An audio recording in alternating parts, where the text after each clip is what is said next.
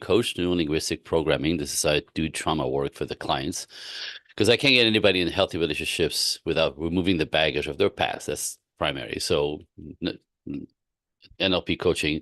I'm also an educator of effective communication strategies. Communications is what most of us trip on. We think we have a misunderstanding. We think that talking and using the same language we're communicating, often realize if you're not getting the results, you're not communicating. And so the strategies around this in my world, relationship dynamics, men and women speak and listen differently. It sounds ridiculous. We look at each other in the eye. We speak English, right? You hear what I'm saying.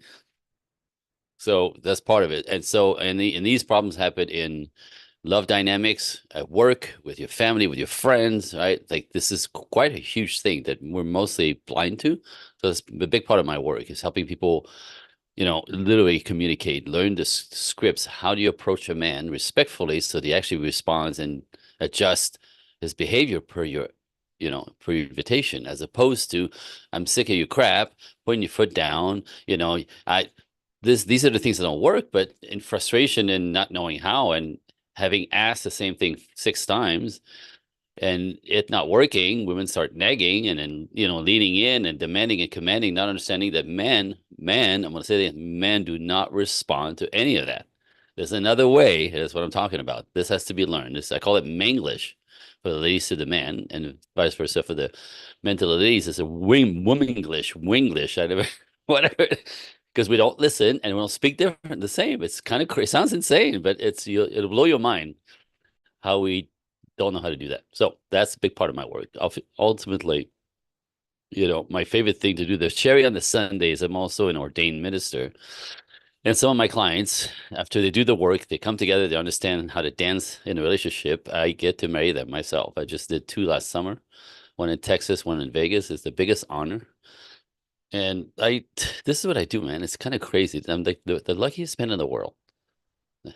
Anyway, so that's who I am. You get a hold of me. My website is projectequinox.net, and all the links on there. I'm on Instagram under my name, my personal name under Paradis. I'm sorry, Instagram is Project Equinox. TikTok is under my name. So whether you dial one or the other, all the platforms, LinkedIn, you name it. So you just plenty content for you, but the website will actually lead you to all these things, and you could spend the day researching, reading, listening. That's what I do. Perfect. And I want to say that you have, through the conversations you and I have had, they've been absolutely fantastic because the feedback has been good. Men are learning, women are learning. And one thing I Nice. really like is that men and women are finally coming together to have these types of conversations. So I know today, Yes. Andre, we're talking about the hookup culture. And I know, all these youngsters, those who aren't in relationships, it's sex, sex, sex, bodies, Mm, bodies, bodies. mm. But speak to us. How does the hookup culture destroy other people's cultures, societies, and of course, how can we maybe learn to better communicate what we actually want? Respectfully, ladies and gentlemen.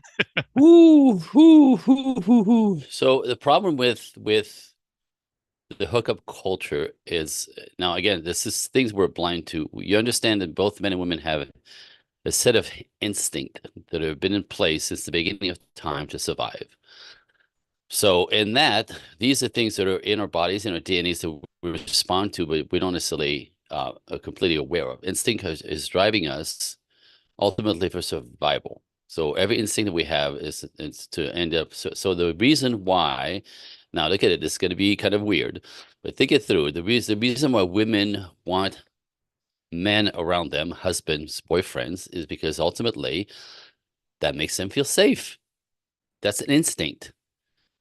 Do you know what I mean? And part of the way, how do you keep a guy close to you to feel safe in the world? You sleep with him, right? You give him what he wants.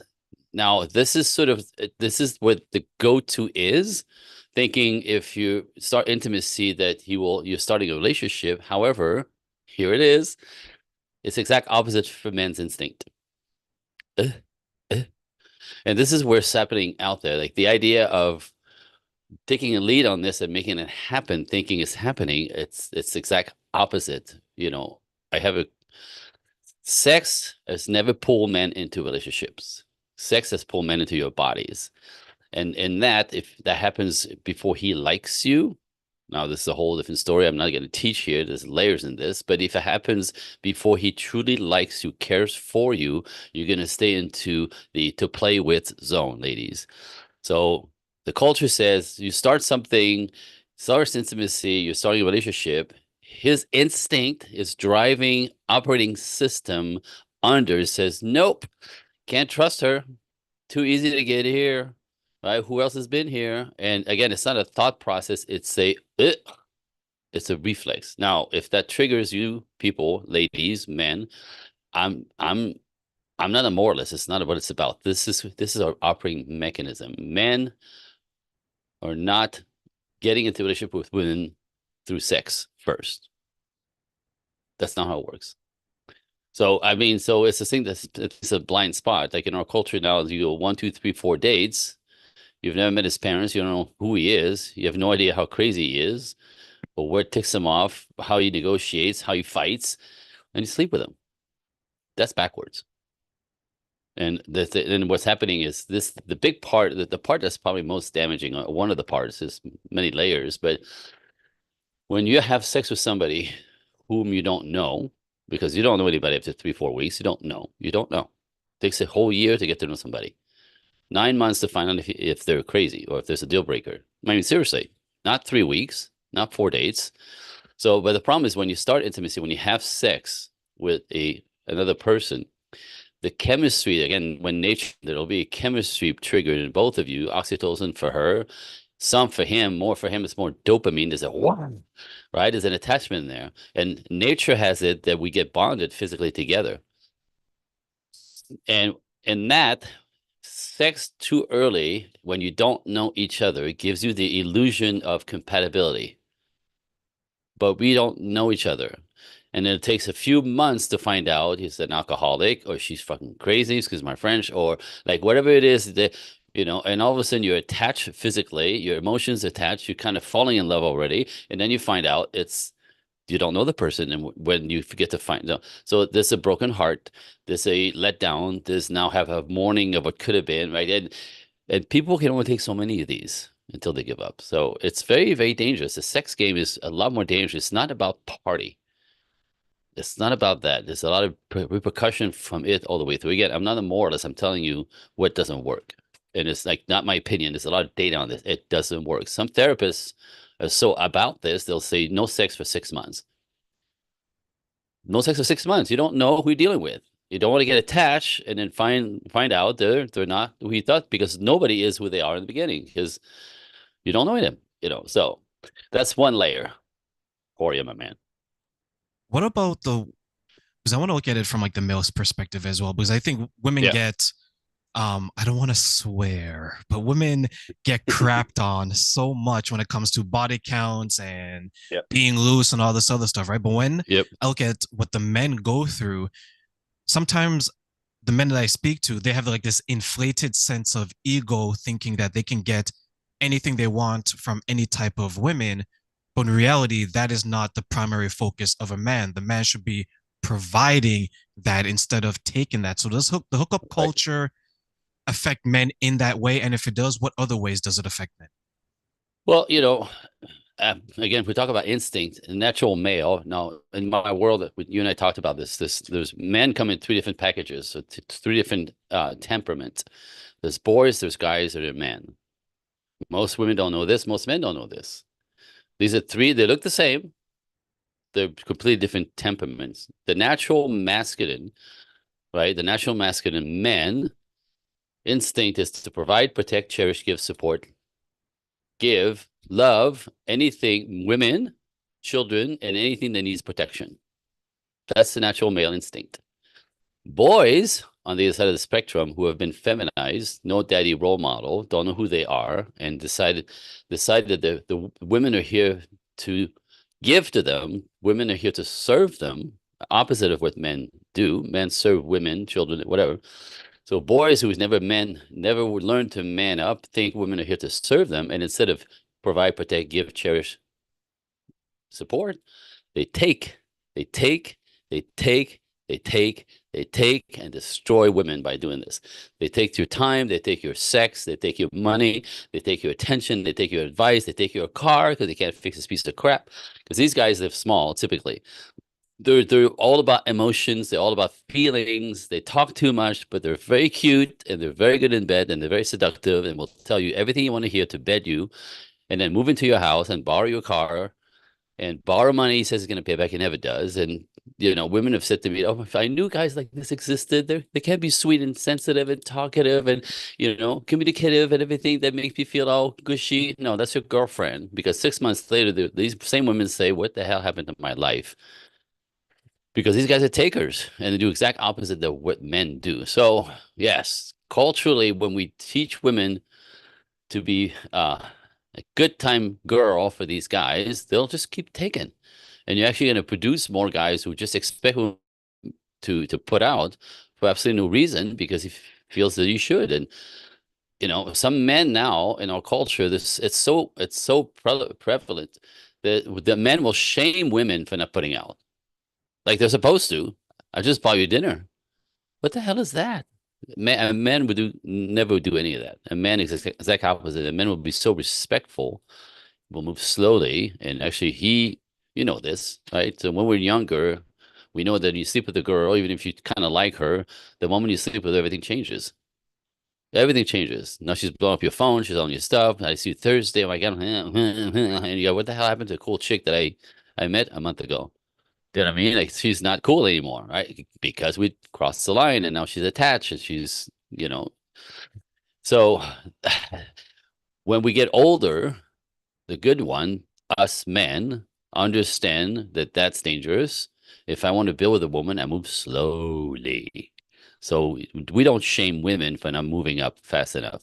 We don't. It's more very respectfully just get to know who she is because I don't want to get in a pile of trouble again from doing that too fast. These are the real men. The boys will shame you for holding your boundaries, ladies. I say run as fast as you can away from them.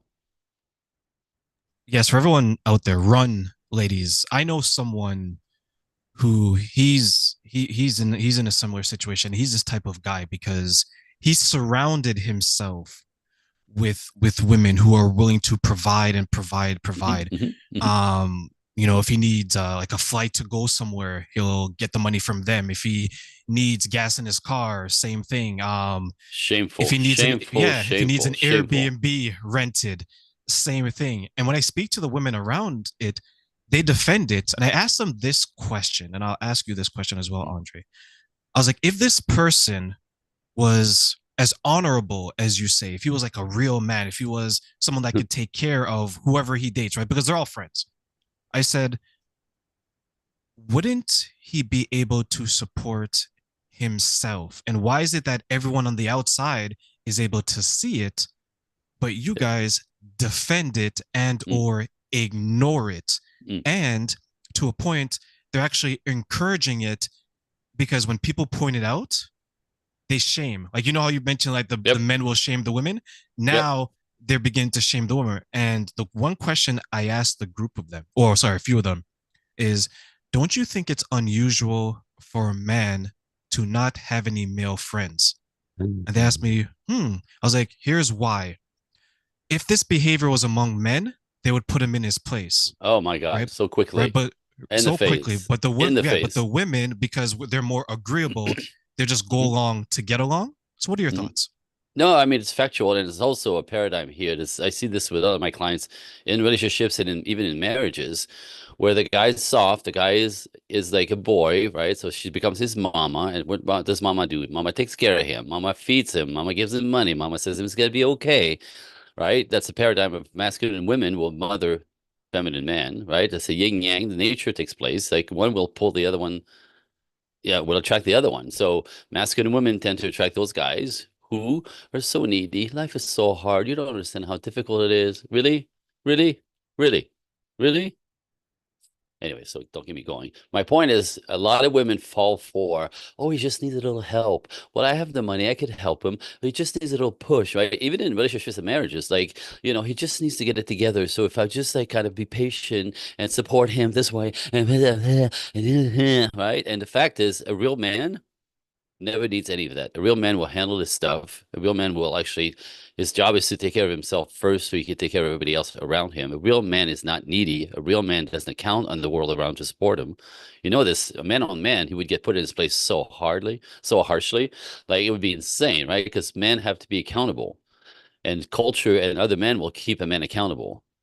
Right. But if you if you can be a manipulator, which is what these guys are, you seduce women to help them because it's so hard. And you just need to know. So women often fall for the potential of the good guy that they see is in there. The 10% of him that's actually kind of a good guy. And they'll just like kind of keep feeding into him because he just need a little bit. We just need to be patient. If I help him, if I'm a better, and he's going to, and he never does because his job is to take from you ladies, because a real man will this you don't need to take care of a real man in any way.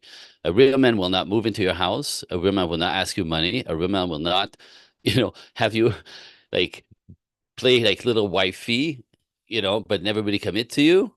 A real man will not put the responsibility on you. A real man will not make you take care of him. Nothing, none of that. It's the exact opposite. But in our culture, we have about 30% of men now who didn't have fathers, no role models, overly cuddle, and like I said, past their early teenage years, if you overcuddle a boy and don't put responsibility in his hands, by the age of 13, and they're overly cuddle, and you raise them like a girl to talk to use, go through his feelings, be a nice boy, and never be toxic, and don't be like your dad that left us. You basically castrate him, and actually believes this is for real. They actually go through life believing that women are here to take care of them, just like Mama always did. It's a disaster. It's like when women say that, am I am I in a relationship? Am I dating someone or do I have another son? Yep, yep, Right? absolutely, absolutely. And it's always this again, it's the we call that the Wendy Peter Pan syndrome. Peter Pan doesn't want to grow up, and Wendy, what does Wendy do? Wendy basically is just making sure that he's not in pain, that he's okay. She can't stand to watch him in pain. Wendy is just coming to the rescue of men. These women, they're seriously, and it's that comes from childhood stuff with their own father. It's psychologically very easy to explain, but when you're in it, you don't know it.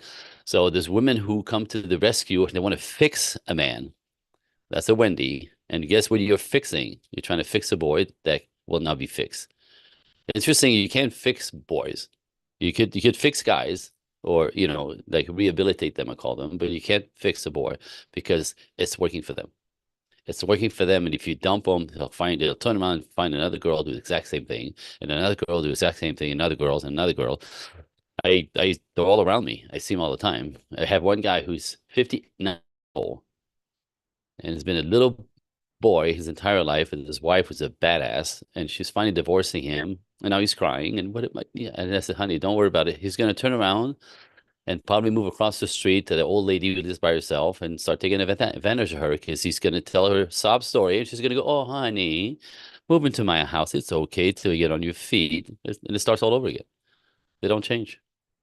So It's Andre, you infuriating. work with you work Yeah. with a lot of these men, and there's one quote that you had from the last time we spoke where Mm, a woman who is in her masculine more, she only impacts herself. But a man that's more in his feminine, he impacts everyone else. So as we close, speak yeah. to that and maybe what are some of the ways that those who don't want that type of person in their life can protect themselves from those Right. people. So yeah, the quote that I use is, masculine women, women who've had no safe father, like trauma in childhood, la da da. A masculine woman who gets stuck in being in a masculine energy only ends up hurting herself. They take the world on their shoulders. They overproduce, they overprotect, they overwork, right? They don't know how to be vulnerable and receive it, and they burn out, right? And they basically end up killing themselves. They burn out. They hurt themselves. And I feel terribly sad for this, but often it's circumstances, and this is the work that I do to fix that. So you could actually kind of be balanced. But the boys destroy everyone they come in contact with. And this is why I have such visceral reaction to them, because they destroy women, they destroy families, they destroy friendship. Those are the ones who are toxic. Those are the ones who cheat, lie, scam, con, right? Like these are the guys, men aren't destructive, men aren't toxic, boys are. And again, they destroy everything around them. They suck everything out of the environment that they can, and they move on, and they don't care. They're very narcissistic. So that's the difference. The injuries affect the world differently. Anyway, so that's one. For the ladies, like I said, when you learn how to differentiate boys, guys, and men, right? Because they look the same, except they speak very differently. And when I teach you this, you could actually be feeling safe, which is what what a woman is looking for. Women need to feel safe first. But when you're safe, that you understand and you can spot them in the wild, you are safe forever. You could avoid them for the rest of your lives because they speak very specifically and they speak and behave in ways that is so obvious when you know what to look for, what to listen for. The same with men. All three types are very, very predictable, which is fantastic. So you just have to learn. So the moment you learn what boys say, do, right, and you go, warning, there's one. And literally, it's so simple to learn. Again, you just have to understand the language they use and their actions. That for my clients, in the beginning, it's like they have to go on a date to like listen and hear, and they go, "Oh, wait, no, he's not. Oh, that's a boy, right?" It takes like one date. After 3 weeks, they can tell on the text. That's safety. That's good stuff. And this is how I'm trying to protect women out there from these guys. If you could spot them, you could just smile and avoid them. Whew, Perfect. Thank you so much, Andre. It's always a pleasure. absolutely. Same Um, here. I look forward to our next conversation, my friend. But before you go, once again, let Yes. everyone know where they can find you, please. Do I share my gifts here too?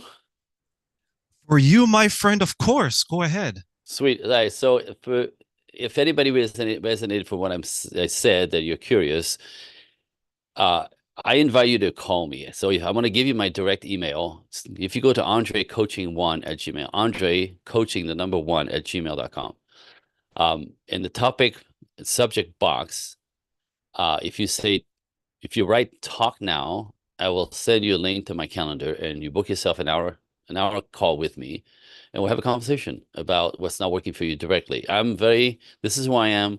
This is a gift. Like, it's not intimidating. I'm not gonna but I'm telling you this call, what you realize that you're stuck in a loop, we'll have in this call go right back to basically where the wheels came off, typically in childhood, where the trauma occurred, that as a woman you can step into your feminine, or as a man you can step into your masculine. And from there, realize there's nothing wrong with you. You're a product of your circumstances. Liberating. This call could be freeing just to understand there's nothing wrong with you, because I hear this all the time. What is wrong with me? I always attract. I'm always it's always a disaster. So it's always trauma. Yes, trauma. It's exactly so. We go to what happened. You'll see it like 15 minutes. We get there. I'm really good at this. And then when you understand there's nothing wrong with you, so what's the dream? And then we'll talk about different ways for you to step in and do the work. So that's my offer for the brave ones. Step in. If you just want information, do the same thing. Andre Coaching One in the box, right? Workshop. I have a 25-minute workshop that is free that will pass on to people who want just information, a little bit more content. And the 25-minute workshop is about from women in our culture. Women are supposed to have it all. You're supposed to be a boss babe and a mother and a wife and be able to do that. Well, it's impossible. Nobody gets to do it. It's because in life, what I call it, there's a money lane and there's a love lane. And women are expected to do both. And it's actually impossible. Yet it is in a different way that the culture teaches. So that's what that 25-minute workshop is all about. So if you're curious, Andre Coaching One workshop, or Audio Coaching One Talk Now, or both, I'll give you both. If you're that person, I'll give you both. If you want to step in, we'll have fun. And that's what I got, my man. Thank you. Thank you so much, Andre. I'll put everything in the show notes, and I look forward to our next conversation, and you have a fantastic Saturday, my friend. You Thank you. too, my man. And thank you for all the work that you're doing. That's Thank you. I fantastic. appreciate that. All right. Bye, Andre. Bye. So, everyone, I am going to bring in our next guest. But before we do so, it is truly, truly amazing that we've able to host such a virtual summit. And we started off with a fantastic guest. And the next person I'm going to bring up goes by the name of Jennifer. I'm not going to give her full names. I'm going to let her do the introduction because I'm pretty sure she can do it much, much better than me. So, Jennifer, hello, how are you? Hello. Thank you so much for having me. It's an honor to be here. My name is Jennifer McCutcheon. I am a spiritual recovery and trauma healing coach, and I work with families who are really struggling and trying to navigate addiction and getting trapped in this feeling of being completely isolated and alone. And I'm happy to be here to share, what I've been through, the things that I've learned, and to help others to really try to navigate this crisis of addiction that we have on our hands right now. Thank you so much because I know there's a lot of people who are suffering in silence, and that seems to be a very difficult journey because it's a journey of one, right? Like you're alone, you feel isolated. So, as we're going to jump right into this, why don't you start us off and tell us how did you get involved and why? Mm. So I got involved because I have lived this experience of loving my loved ones in addiction. And it started over 20 years ago. My first husband struggled with mental health and slipped into the addictive cycles. My second husband struggled with substance abuse as well. And my child, my son, at age 15, began his journey with mental health and addiction. And it's been through the pain, the suffering, the desperation to try to find my loved ones, particularly my son, to find him help, support, that I just, and recognizing that I was powerless and actually in being able to make him recover. And this is like the common factor that most families find themselves in. And it is absolutely terrifying. And we get trapped in the cycles of addiction with our loved ones because we get enmeshed in the cycles of trauma, the trauma responses. And it was through my own journey that I hit a turning point. I hit many turning points, but there was particular turning points that really cracked me open to really wanting to understand what was truly going on underneath addiction and what we were all experiencing. And what I learned helped me to overcome my own trauma that had been triggered by my loved ones' trauma and addiction, tools and strategies and ancient healing practices and mindset strategies that helped me to break free from the suffering. And in doing so, break the cycles with my loved ones to actually have impact and encourage them towards long-term recovery. And now that is my mission. It really birthed my purpose on in life here is to share what I know to help other families because there is not enough resources out there for family members, let alone our loved ones that are in addiction. And I'm on a mission to to change that. I know some people will look at addiction and because they know that maybe they won't go through a certain type of addiction, they're kind of dismissive. Like, oh, you're going through alcohol. Why don't you just stop drinking? Or you're doing drugs, just stop taking drugs. They try to, a lot of times, they try to simplify the Yeah. solution. When you were going through your husbands, your son, these people around you, was it a bit of a surprise for you to actually be going through it? Maybe not yourself personally, but still around you, like, okay, I'm part of this demographic that is battling addiction in their family or by their close ones. Was a little bit of surprise there for you? Absolutely. I mean, I had no, I other than drinking alcohol, I really had no experience with mental health or addictions. So when I first began the journey with my first husband, I had two young children, both under 2 years old, and I was completely blindsided. I didn't know what to do. I didn't know what to do about it because I had no experience with it. And this is the case for, many families, but there is also this again this truth I speak of truth because I am a truth seeker, and that's what I have learned in this journey. Is the truth is I did have experience with trauma and addictions, because when I began to awaken to what was truly happening, the trauma, the addictions, the mental health have been passed down generationally through our lineages of the dynamics within our families. So we're talking about generational trauma, because really at the core of addiction is unhealed trauma from what we've experienced in our bodies in this time. But also, just like I have green eyes, we genetically are predisposed or transfer DNA epigenetics of our grandmother's grandmother, grandfather of trauma that isn't necessarily ours, but we are experiencing it in our bodies and trying to find relief from something we don't understand.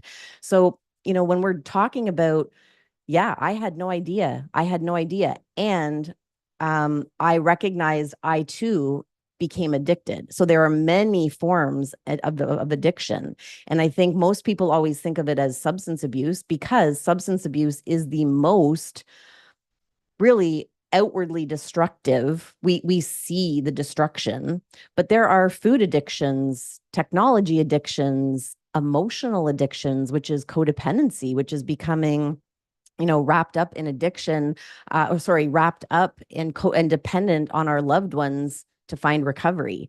So this is how, we have to really begin these conversations. And I love talking about this topic, because the more we can understand, the more that we can break these cycles, heal trauma, and break down this crisis of this epidemic of people losing their lives to something that can be prevented. We can heal from this. We can change this. What do you think are some of the reasons why the conversation on the other form of addictions aren't happening versus, let's say, substance and alcohol? Like around food addictions and other addictions? Yeah, so I'll give you an example. So let's say, for example, let's say food, let's say emotional addiction, right? Let's say the person that always needs someone around, the person that always needs that chocolate bar, that candy, right? Like for you, you've gone through it, and I truly believe that we all know someone that has an addiction, Yes. right? It's Yes. just that either that person hasn't identified it, or, and I think this is a little bit sometimes selfish in a way. We know that this person has addictive behavior and qualities, but we choose to ignore it because we don't want to address the elephant in the room. So I Mm-hmm. guess my question in regards to that was, why do you think there's such little focus on some of the addictions that so many of us could be experiencing? Well, I think because society deems them acceptable. I think that we have come to a place where we're very critical and judgmental of people struggling with substance abuse, but all the other forms of addiction are deemed acceptable. That we it's just the way things are. But the truth is, all addictions are destructive. All addictions are having impact on your overall health and wellness, emotionally, physically, mentally, spiritually. And I mean, the truth is, all addictions stem from trauma. And really what trauma is, and this is why, this trauma summit, for me, from a spiritual psychology perspective, all trauma stems from disconnect from who we are. So when I'm binge eating, or I'm eating a tub of ice cream because I'm sad, I'm feeling disconnected, or I'm feeling overwhelmed by emotions, it stems because at some point I have become disconnected. There's a gap between who I truly am, my soul's true essence, and who I think I am, who I've been told I am, either by society or cultural programming, or through my own trauma. That in that moment of that traumatic incident, example, a little child playing in the park falls off the monkey bars, is crying, laying there on the ground, and mom's standing talking to a bunch of other moms and doesn't even know that her child has fallen and is crying. In that moment, that child looks at his mom, desperately wants her to come and help him, and she doesn't. And he, in that moment, puts meaning on that event, that his mom doesn't care, that nobody cares, that he's all alone. And that command shifts the neurology in the brain, and there's a new pathway there now with a command and a belief system and an identity, a false identity, that disconnects that little boy from who he truly is. And he lives the rest of his life out picturing almost like a puppet string where that belief system starts to program the way that he sees himself, others, and the world around him. And that's where the cycle continues, because when he's re-triggered of those feelings of not feeling loved, supported enough, he starts looking to fill that void, and hence looking outside of himself for something else to help make him feel better. And that's where addictions of all capacities begin. It's like the food is safe, the porn is safe, Yeah. right? The alcohol is safe.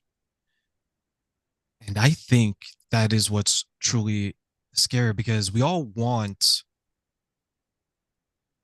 remembering our trauma or opening that door, not to, and I excuse the pun, is traumatizing. Like, because you're re-traumatizing Yeah. yourself, right? And you made a good point where it's like you lose yourself, right? Because you gave the example with the child falling down and maybe they didn't get the assistance that they needed. So now you have to somehow create something to cope with that, to help you through. And then when you mentioned earlier, before we started talking, how there's 48 million people who are experiencing this, that is a lot of people that are Mhm. experiencing addiction in its various forms.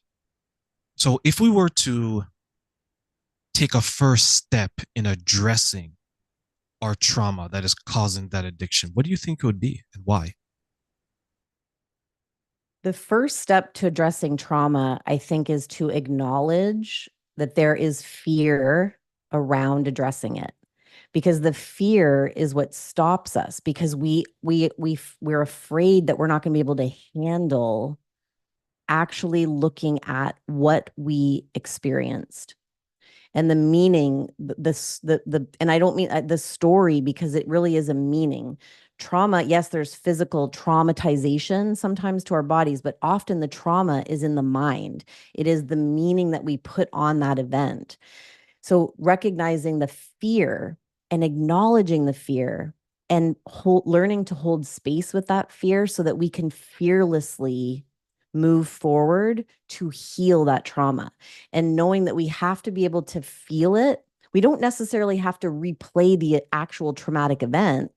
There are many ways to heal trauma, but we have to allow ourselves to be vulnerable enough to feel the pain, to be able to heal the pain.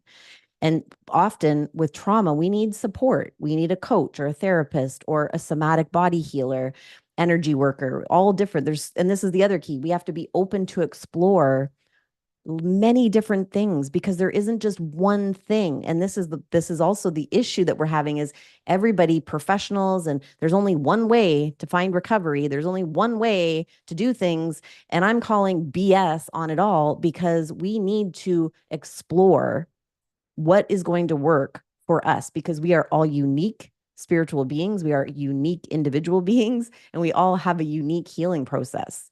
So have fun exploring yourself, because this is about remembering and reconnecting to who you are so that you can move forward authentically through healing your trauma and learning to love yourself. I talk about a new way to love yourself and others, a new way to think, to reprogram your mind that is true, that is based in truth, and a new way to live, reconnecting to that power source, divine source, universe, higher self, whatever you want to call it, so that you can consciously create the life that is true to you, that you want to live and love living. Jennifer, I'm going to need your assistance with one of my friends, because the way you explain that is going to blow his mind, because Mm, you said it in such a fantastic way. And I'll tell you why. I have a friend that he is going through some issues, and we had a conversation about coaches and mentors and therapists, like you mentioned. And he said, Terrain, I don't need a therapist. He's like, I know my problem. I can fix it myself. I was okay, perfect. What's your problem? Right? Because acknowledging there's a problem is a big first step, right? There's some people, as you yeah. mentioned, there's a fear. Like, oh my God, I can't talk to women. Like, oh my God, I can't go outside. Like, oh my God, I can't do these things. Right. And then you start to eat away at your problems, or you start to drink your problems. I think that's Mm, probably one of the more socially destructive one, is when you drink your problems away. And his addiction what is video games. Hmm. And the reason why it's video games is because he has such a difficult time being social. Because as he puts it, he hates people. Right? He doesn't like people. So I asked him, I was like, okay, if you know what the issue is, I'm like, it's been 10 years. How come you can't fix it? Right? I'm like, that's where a therapist, that's where a coach, that's where a mentor. It's one thing to address it and acknowledge it. But I think sometimes it's easier to hide behind the addiction because it becomes comfortable. It's like that hot Yes. blanket out of the dryer. It's very nice and warm, but after a Cozy. while, cozy, right? But then it becomes cold and it becomes dirty again, and you gotta work that muscle. So when you mentioned the fear, I 100% agree with you with the fear of it. But what if someone comes to you, like my friend, and says, you know what, Jennifer? This fear is my protection. It's warm. It's that hot blanket, right? Like, how do you coach them? How do you maybe motivate them or at least get them to see that there's a little bit more work that maybe they need to do? Yeah, I think, the biggest thing is helping them to recognize that they are more powerful than they're giving themselves credit for. So getting them into a place like through breath work or embodiment work to find safety and security within them in themselves, to be able to start to question, what's wrong with getting uncomfortable? Because where we grow is in feeling uncomfortable. When, as long as we are in this comfort zone, this little, box that we create for ourselves that we think is all snuggly and cozy, we're stagnant. We're not growing. And actually, most people in addictions, struggling with mental health, are isolated. And isolation only creates more suffering. And because we get more and more comfortable, and then the fear gets bigger and bigger. So, helping people to find that safety and security within themselves to know that they can handle exploring these aspects, beginning to consciously inquire. I say, like little children and their curiosity, right? Their childhood wonder. They look around and they're always going, but why? But why? And like wanting to know more. That's the way I explain it. We want to compassionately inquire with childlike wonder without judgment. Kids don't judge anything. They're just like, tell me more. I want to know more. That's where we and it doesn't have to be really heavy. We can make this playful at times. It doesn't have to be this scary. And we don't start with the big, deep, and not that I don't believe that there's big trauma and little trauma.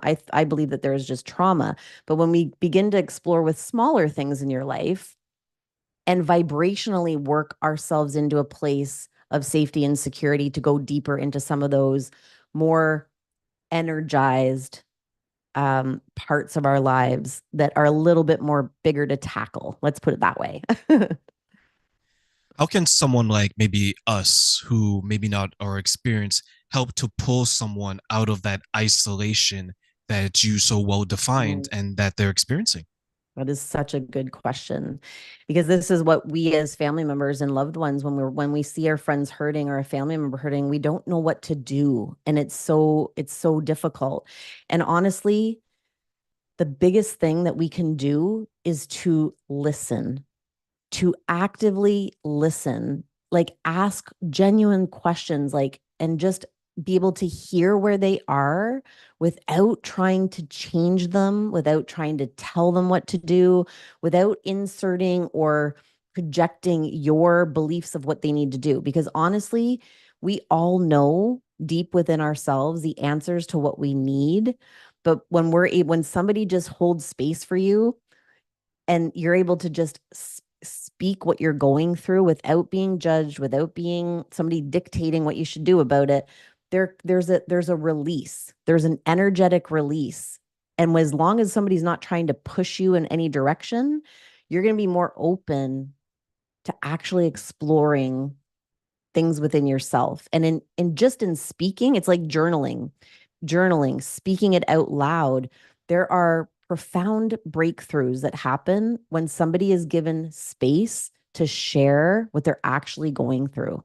It's life saving, to be honest with you.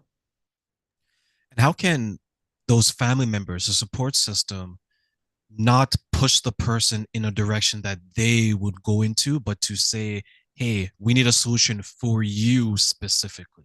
Mm-hmm. And that's really the work that I do with families is the work starts with yourself. It's about coming to a place where you're, as a parent, as a friend, you're working on you're working on your own unhealed trauma. You're working on your own belief systems that you think that you know what's right for that other person because you don't necessarily know what's right for them. I can put my hand up big time because I was like a control freak. You got to do this, you got to do that, you got to go to treatment, you got to go to detox, you got to stop using. And all that does is create a bigger divide between that person. And this is how we can really help our loved ones is to do our own work, to do our own inner healing so that we can understand what it takes to actually heal because we are all walking around with unhealed trauma. We are all walking around with degrees of addiction in many different ways. And part of that forcing or trying to push or make somebody else do something is codependency. And codependency is really me, trying to regulate my own body's energy, emotions by making that person be okay. So codependency is really about myself. So again, most families are one of the 7 traps of addiction that I teach is codependency and enabling because we are trapped in the cycles. So if you really want to learn how to help your loved one, you want to learn how to help yourself because as soon as you are in a place where you can hold space for your own trauma, your own pain, your own suffering, you're going to then be able to sit with your loved one and hold space for them in active listening and allowing them to move through this process like with your support and your love, unconditional love without judgment. Jennifer, active listening is such a skill that so many people don't have, right? Like we listen to respond and not to understand, many of us, right? And when you mentioned that we try to like save them in a way that we want to be saved, I call that sometimes like the superhero syndrome, right? We're like, here I am to save the day. Like, Yeah. you're just swooping in and this person's like, no, no, no, I don't want to be saved like that. I want to be saved like this. Right. And you mentioned that you teach that and that's the work you come into. So, what are some of the commonalities that maybe prevents people from taking a step back and saying, okay, I need to listen to how this person wants me to respond to them? Right. Since you did mention there's some steps. So, take us through that and how that actually helps those who are looking to provide the support system. Mm-hmm.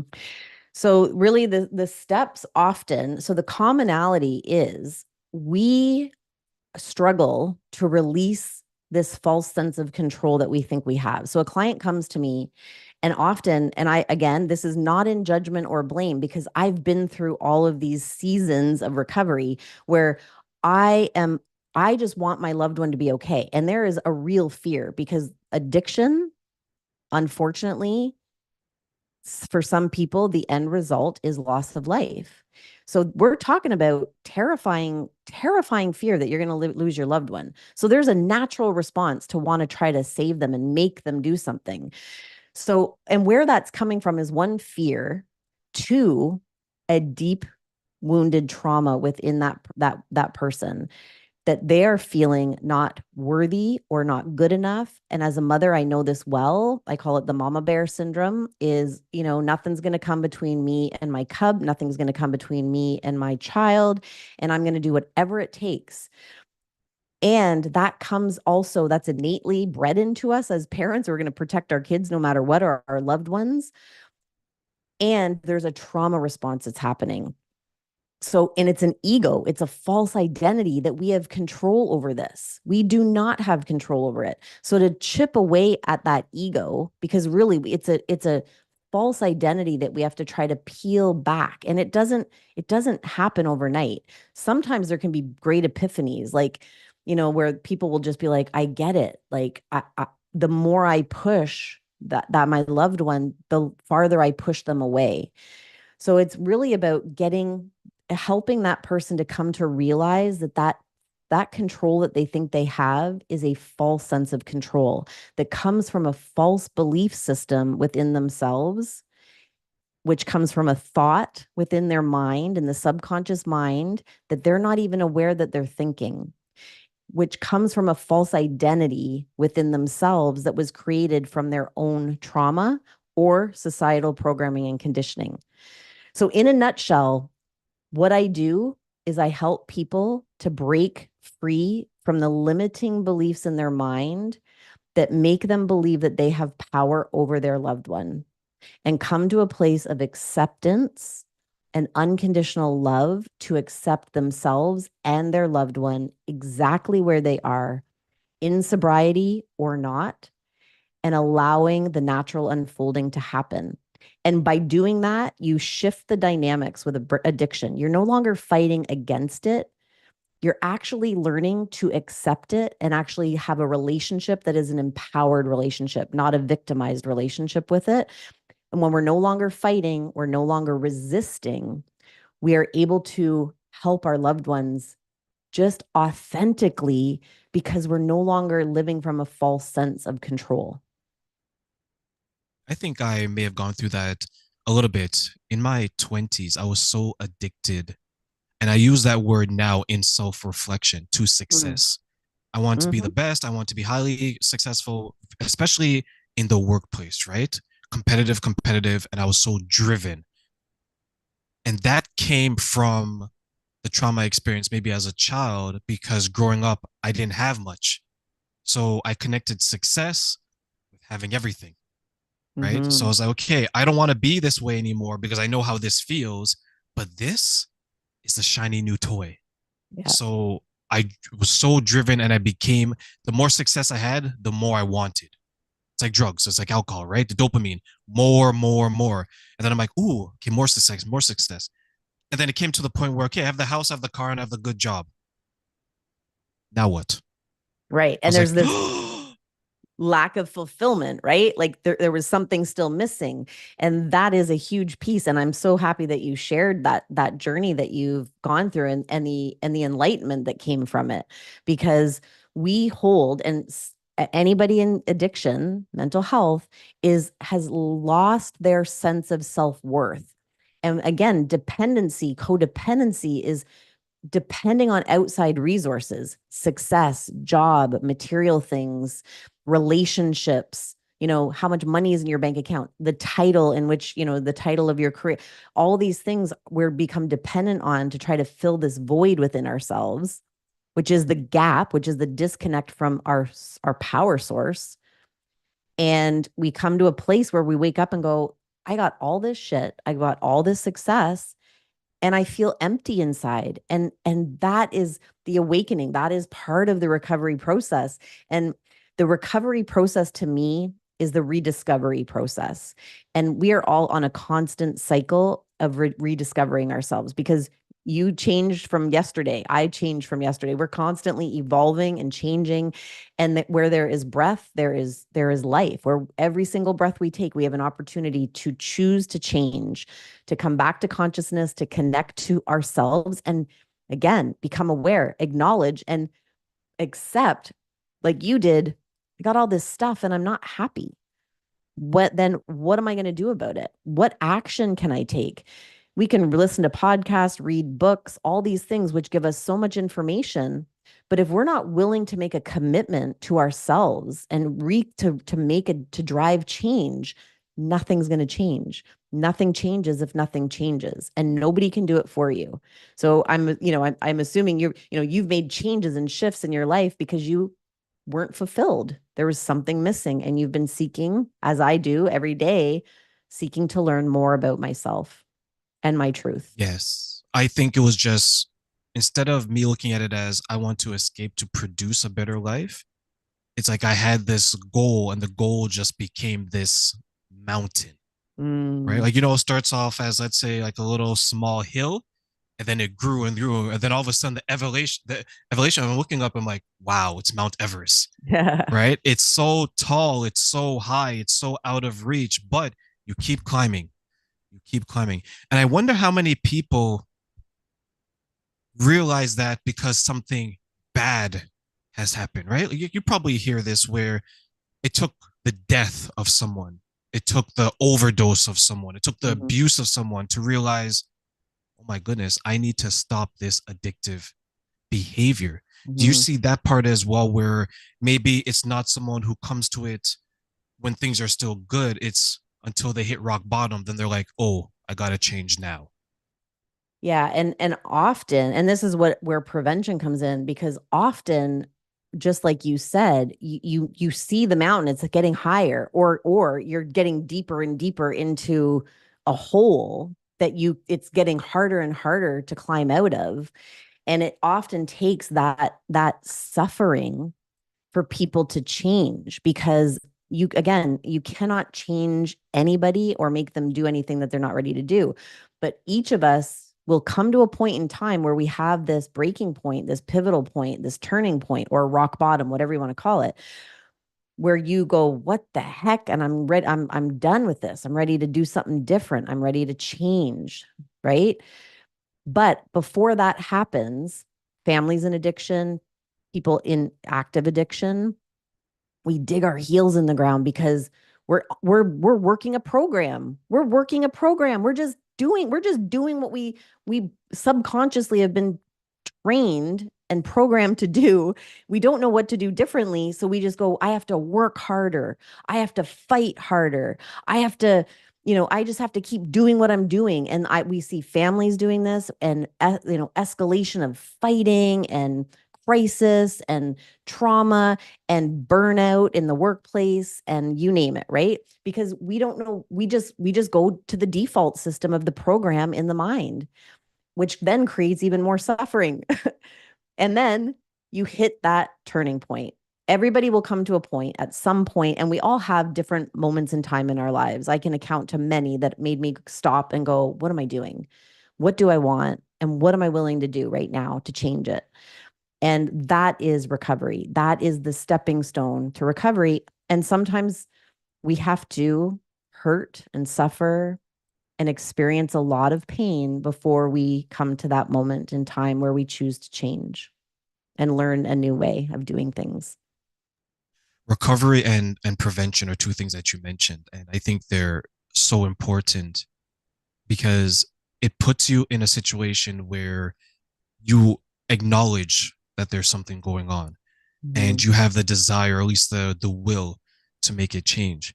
Whereas maybe there are some times where we ignore that piece and we kind of, as you mentioned, right, we just continue to climb or continue to dig. It's one or the other, right? Either you're going up too high Exactly. or you're going in too deep, Yeah. right? So when we look at maybe some of the ways that society pushes us into addictive behavior, what are some of the signs that you're seeing in regards to that?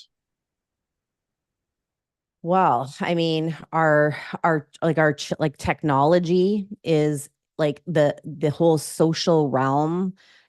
Some of our children, if you ask them, what do you want to do when you grow up, they want to be influencers.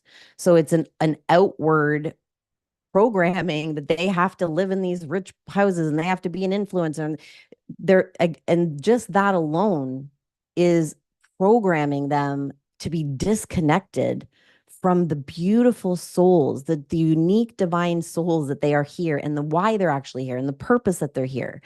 So I mean, that's a big one. So, like the social media and the programming that's going on, not just for our children, but even as an adult. I mean, I'm a woman and I'm still, trying to compare myself at times to somebody in a magazine of how I'm supposed to look and how I'm supposed to be. And, I just turned 50 and where I should be as a 50. It's like, no, like I'm done with it. But I've had to go through a lot, and I still struggle with it at times where I get caught in the trap. So that's one way.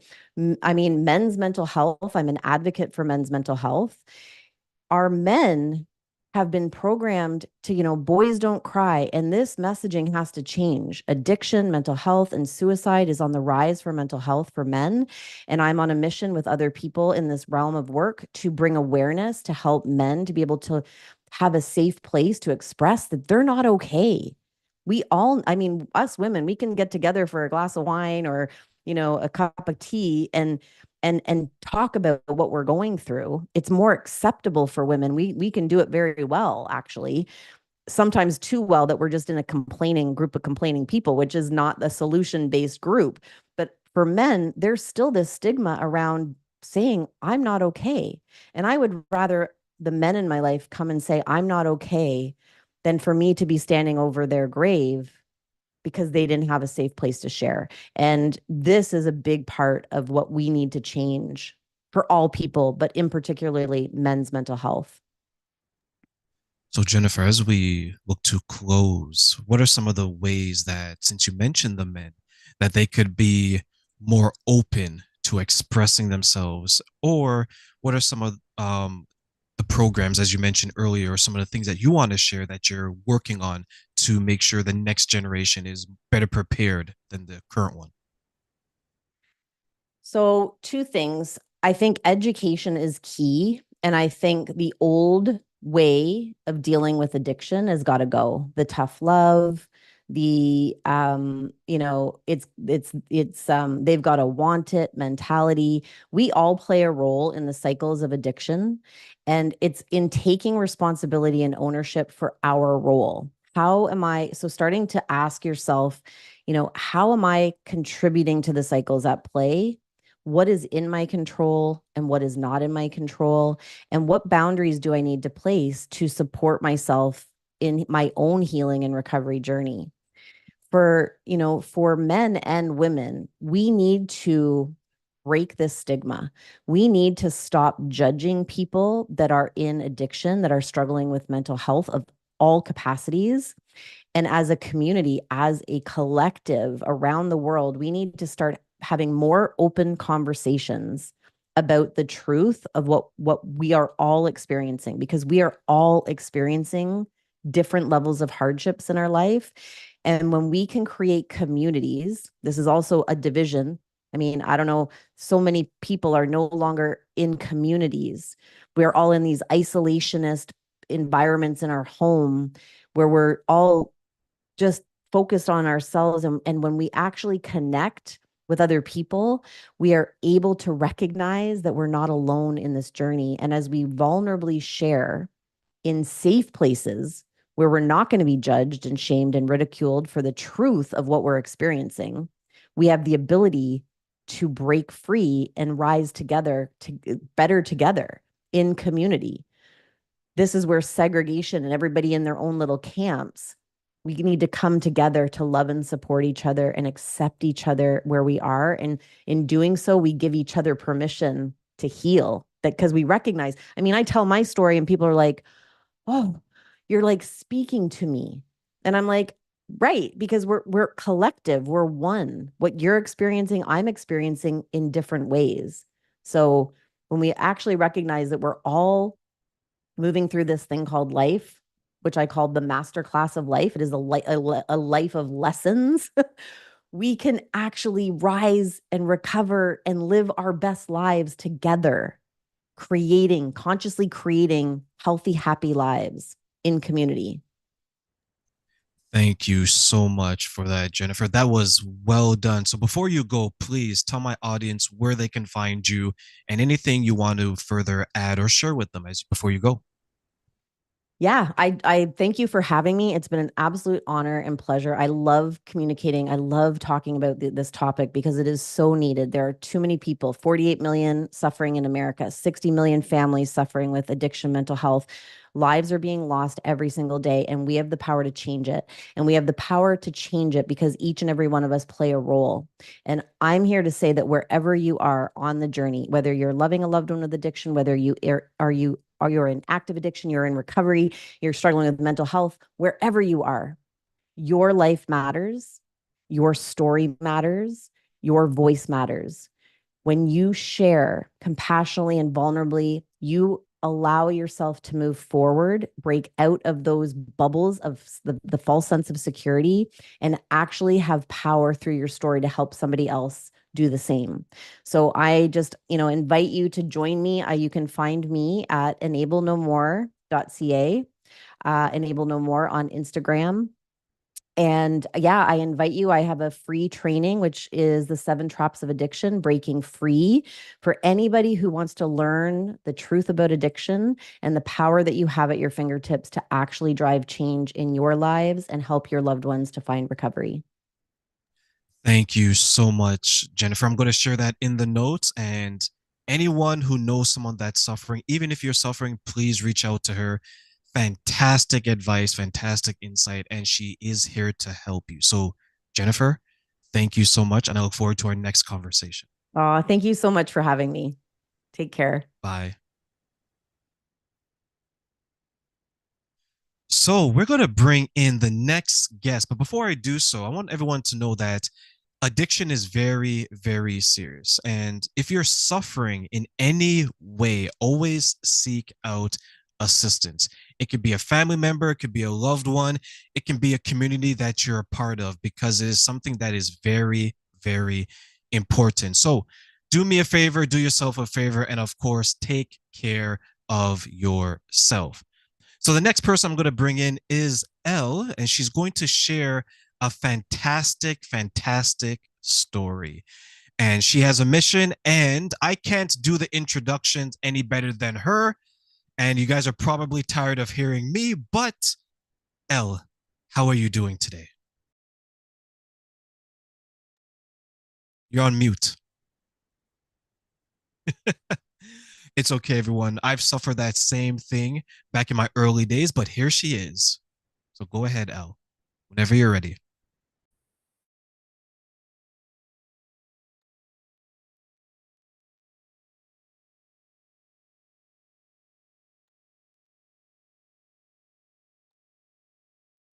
So once Elle gets ready, guys, I want to let you guys know that all the information that was shared today, I'm going to include it in the show notes.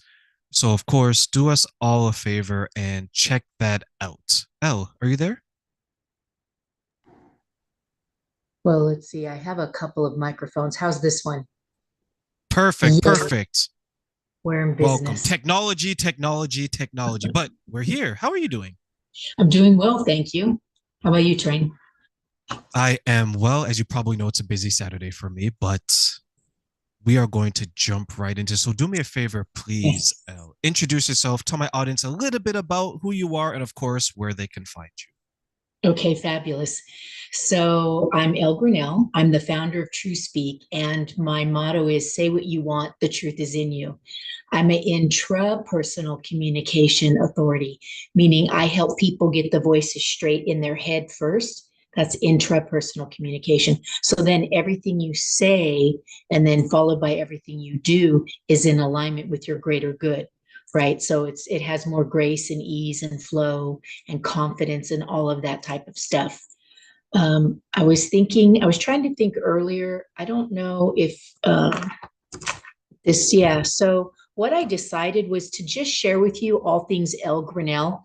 That's my link tree. So it depends on, by the time we're finished here today, what do you want? Do you want to chat with me? Do you want to follow me on YouTube channel? Do you want to take the success mindset scorecard? So it's all there, right? So I was thinking by the time we were done chatting, everybody would have an idea as to how they would like to reach out to me or spend more time. Absolutely. Absolutely. So it's all going to be included in the show notes. So I'm so grateful that you shared that, Elle. So I guess my first question too is, how did you get started and why? So let's see. I got started, and I don't exactly remember the date, but I started doing self-help type things back in the day. It was Nightingale Conant. And I know I'm dating myself at 62 years old. I belong to this cassette program where you'd get these motivational cassettes in the mail. And so in listening to all those folks, Wayne Dyer and Earl Nightingale and Les Brown, I somewhere along the line, this shift happened from being a victim to being empowered. This little switch said, you know what? You have all the power. It's not, it's not the government. It's not your father. It's not, you know what I mean? It's not being a minority. It's not being in poverty. And once that switch came on and I was illuminated, then it just took off. And I continued down this path, of growth, and have learned as now a graduate of the International Academy of Self-Knowledge, that everything begins with a thought, and that our thoughts are connected to our true source, our higher power. And so when we can create that dialogue on a regular basis, we just fall magically into the right places at the right times. So I started True Speak over 25 years ago. Like I said, my motto is say what you want, the truth is in you, because I believe that people spend too much time thinking about what they don't want instead of what they do. And why do other people have what I want and I don't? Those types of really disempowering thoughts can be switched. And I'm not talking about mindset, because mindset is what got us into the trouble that we're in. We need mind flow. So that's what I help people do with the neuroplasticity in their mind through a special process that one of only a dozen people trained on the planet to do. So I love what I do. It lights me up. I'm not a scale kind of businesswoman, if you know what I mean. I'm a person. I'm a one-on-one, hold your hand kind of way that I do business. I love it. I think that is needed because it's easy to fall into the trap of negative thinking and negative thoughts. Woe is me, I don't have this. Woe is me, I don't have that. Woe is me, Elle has this. Why does she have this and I don't? So when you're working with your clients, or if you want to share with our audience today, what are some of the reasons why we start thinking that way? That's a great question for the work that I do, because we come into this world and we immediately begin to be molded, right? The neuroplasticity starts to develop. And so what happens to many, many, many of us, so we grow physically, right? You can see that as a child is growing physically, but we also grow emotionally on the inside and intellectually. And so if you had, say, a 10-pound bag of rice, you wouldn't throw it at a 4-year-old and hope that they're going to catch it, right?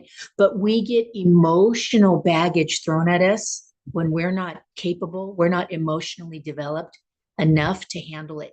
And that causes trauma, scars, and an automatic protection comes up to help us avoid those situations so that they never happen again, or they're less. But what that does is when we become emotionally mature and we can handle these things, those old programmings keep us running scared, playing small, feeling insecure, unloved, all those kinds of things. So that's how and why.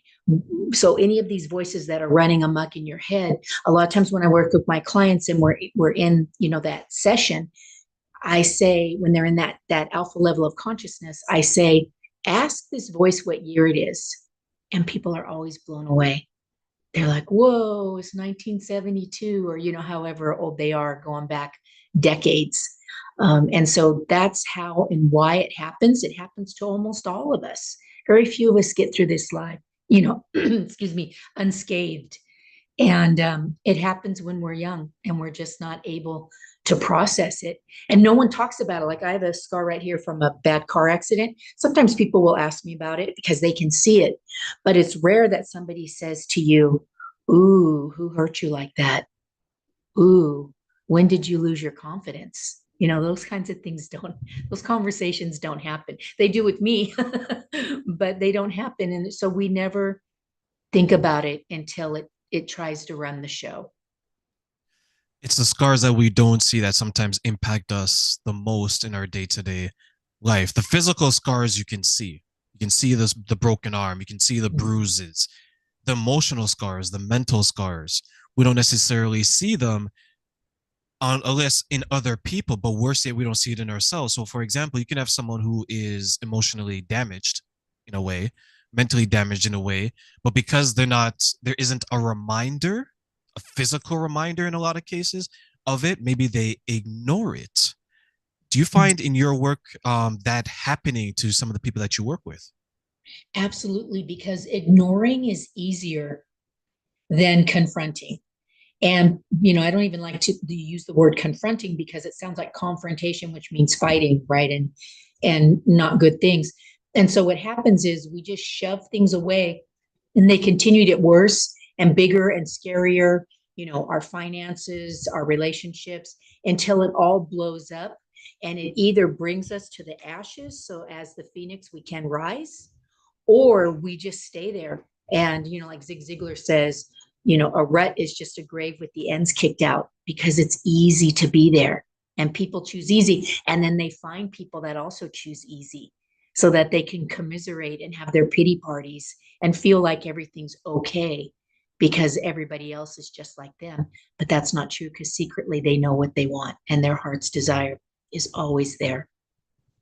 So it's like they've insulated themselves with like-minded people, and now instead of one person not progressing or not growing out of it, you have two people, five people.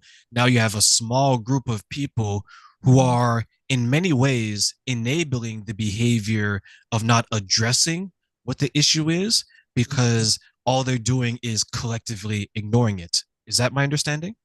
Absolutely. And the perfect word you chose was enabling. So we allow each other to stay in these dysfunctional relationships because it's safe and because it's easy. But the thing is, these people are miserable. And what happens is their vibration is so low that dis-ease lives in low vibration. So this is how people, get sick, get illnesses, have chronic illnesses, have reoccurring health issues, accidents, and all of that, because they're vibrating so low by choosing this tribe to hang out with. Why do you think it's such an attractive prospect to be around people who maybe are all victims in their own minds, who are all, as you mentioned, throwing pity parties, who are all enabling this behavior?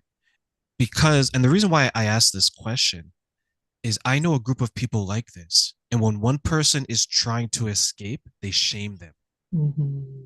So why do you think people are trying to keep them in that type of group or that type of mentality? Mm-hmm. So a couple of reasons. First off, people get into these situations because blame is easy. A lot of people don't like to physically look in the mirror, and having blame is the kind of the internal way of not looking at yourself. So when you can blame somebody else, then it's not your fault. And if it's not your fault, then you don't have to do anything about it. Right. So it's important. And so what happens is when you begin to aspire and change, people will say, because when people work with me, a lot of change happens, and either people want that and they're like, how did you do that? I want that. Or they say, you're different, you've changed. To the response then needs to be, thanks for noticing. And so it's challenging. I'm not saying that this is easy, but it's a compliment. You know how they say, when you copy people, flattery is, it's a form of flattery. I don't know why that thing is leaving my mind. And so when people, they want you there because they need you there. They don't want to be alone. No, you're number one. Secondly, when you start to aspire, it scares them. You like put a little light down in their pity party, and it's a little scary because now they have to see themselves. Seeing ourselves internally is a big deal. And so the sad thing is, and it's challenging, like I said before, sometimes we have to cut our friends and our loved ones loose. And it's a form of self-care. It's not selfish. It's not narcissistic. It's the only way to stop just surviving and to start thriving, and then lead by example. And maybe some of them will follow. It's like that old saying, right? Single ladies keep other ladies single, and childlike men keep other men childlike. Because once you surround yourself with these people, they don't want you to grow and move on, because then you become an example of what they should be doing but aren't doing, right? It's like you've grabbed that flashlight, maximum wattage, and you're Yeah, shining it on them, right? And then all of a sudden they start to scatter like roaches, right? But exactly. it's not, it's their insecurities that are scattering. It's like Terrain was able to do this, but how come I can't? I was able to do that, but how come I can't? And now they're having these types of conversations where there's a choice.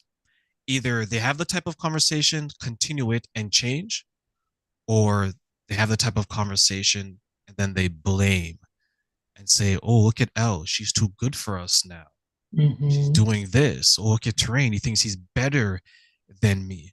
Like, do you witness maybe the toxic twist of some of the relationships when someone actually identifies they need improvement, start improving, and then those around them kind of try to say, hey, do you think you're better than me? Mhm. And you know what's even more fascinating is, say somebody's in a toxic relationship, but their partner outside the front door is so fun and loving and kind and complimentary and everything, but behind the doors, they're very, brutal, but mentally, physically, or emotionally. So when you get the courage to leave this person, everybody says, "What's wrong with you? They were amazing." And so you get chastised for standing up for yourself, and then you don't get the support that you really, really need. And that's one of the reasons why the work that I do is so valuable. Therapy is so valuable. Getting into support groups is so valuable, because there's a transition from where you were to where you want to be. And that's with coaches, therapists, support groups, all that kind of stuff, while you get your feet underneath you, get your sea legs, and then you can start to move on. So yeah, people want to keep you down because they don't want to grow. And if you grow, then that means they have to grow, and they just don't want to. And another thing about that is, like, say, for example, when you mention single ladies, there's a point in women's lives in their 30s, give or take, where their friends are all getting married and having kids. And they have no free time, less than zero free time for these relationships any longer. So these women feel like, well, what's wrong with me? Why don't I have that life? But the truth is, that's not a pity party. The pity party is you've chosen that that's not what you want. So go find a high vibe troop of people that want to be single, that never want to have kids, but make sure that they're high vibe about it. Like, we're going skiing, we're doing this, we're doing that. They're not saying men suck, women are needy. It's not that kind of a group. So And shift your. and yeah, and that's the problem, right? Like it's easier to fall into that group.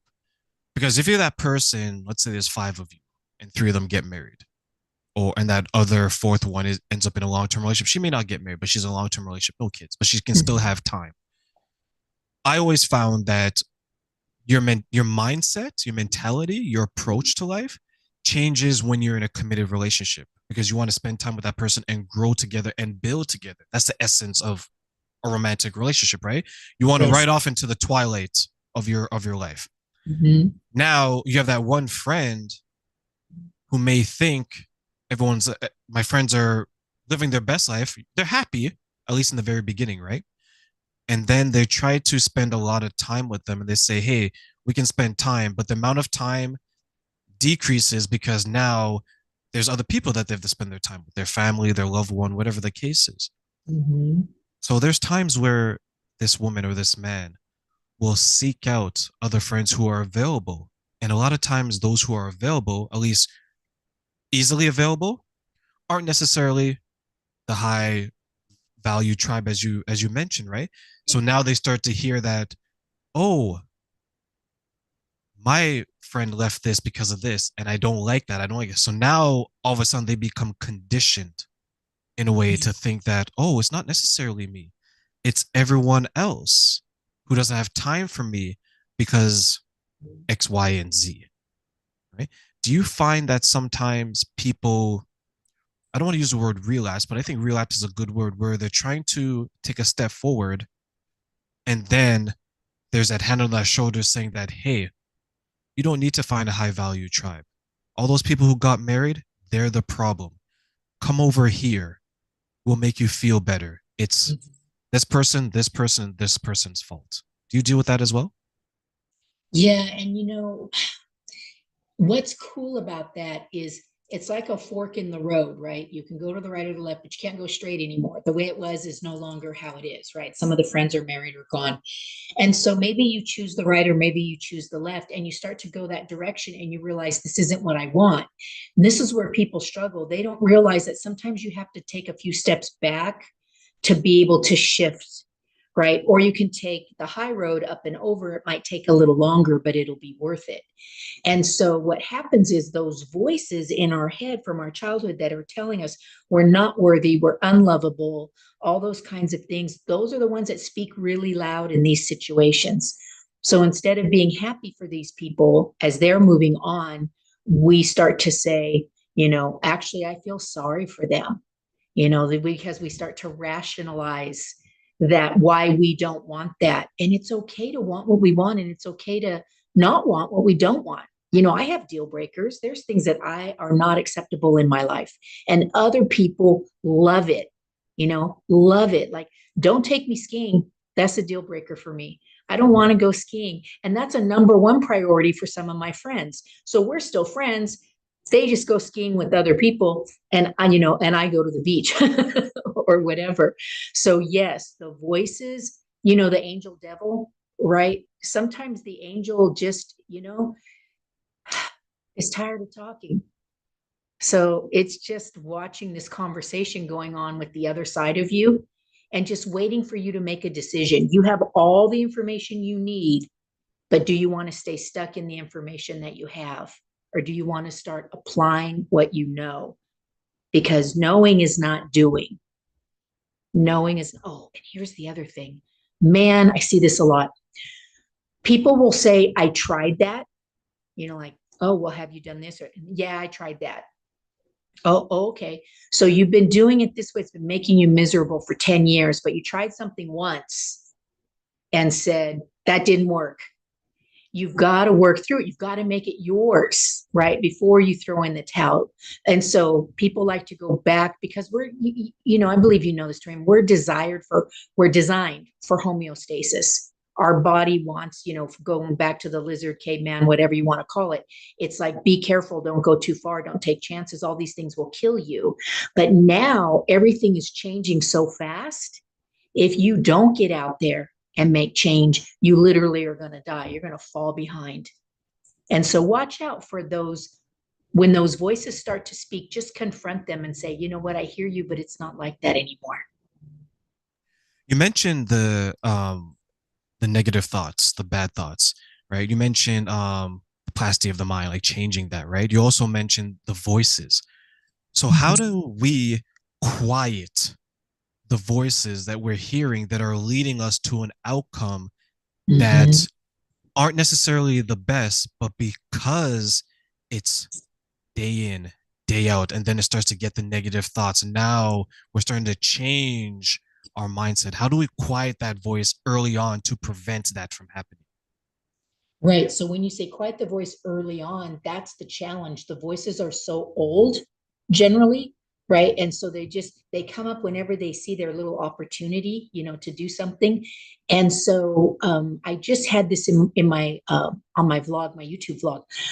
I recently was exposed to something called gentle parenting. Now my kids are off and running. They are, 31 and 28. And so I didn't know all this as a parent growing up that I wish I knew now. So here's what you do. You gentle parent those thoughts. You know why? Because most of them were created when you were just a kid. And so the 1, 2, 3 for that is, number one, you make them feel seen and heard. You say, I hear you. And you may even repeat what they said. I heard what you just said about, this, and that. And then the second thing you do is you set them straight and you say, well, guess what? Or pay attention. Like if a voice says, you're so lazy, you never finish what you start. Say, whoa, okay, whoever said that, I heard you. But take a look at everything I accomplished today and every day. And then you ask them, look, from now on, pay attention to everything that I do instead of what I don't. That's your job now. So you see and you hear them, you tell them how it is, then you ask them what you want them to do. Now that you've given them something to think about or focus on, and if they keep coming up over time, then that's what I do. I help you go in there and we literally will kick those voices to the curb so that they no longer can run those old wired programs.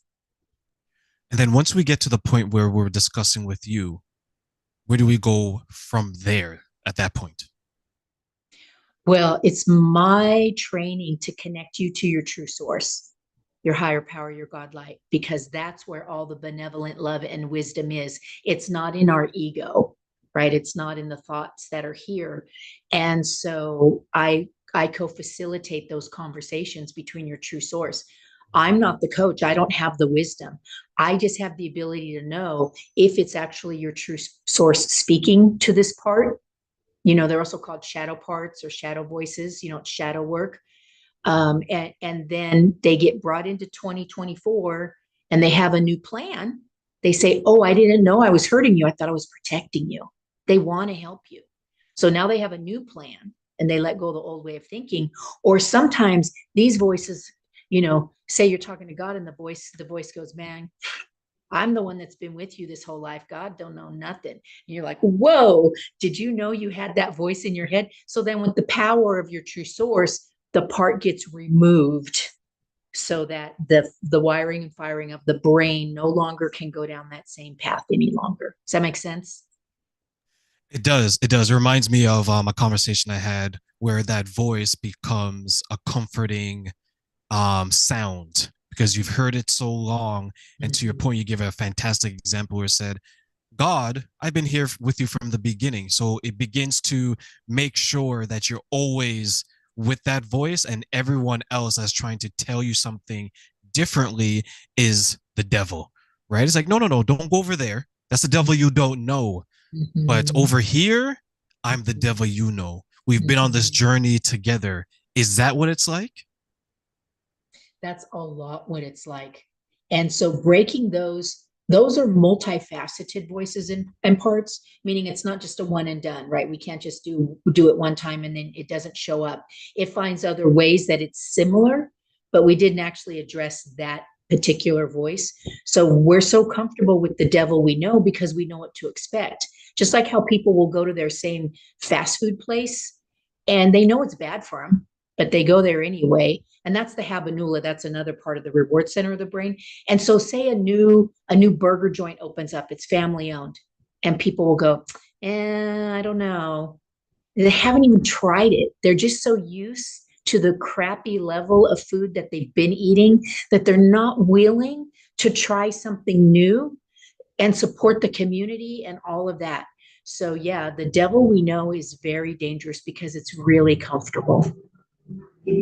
So, Al, as we close, share with us some ways or some programs that you have that can help not only those listening, but maybe the next generation or anyone else who's looking to make sure that they could overcome negative thoughts, bad thoughts, and of course, not listen to those voices that are leading us to outcomes that we don't necessarily want.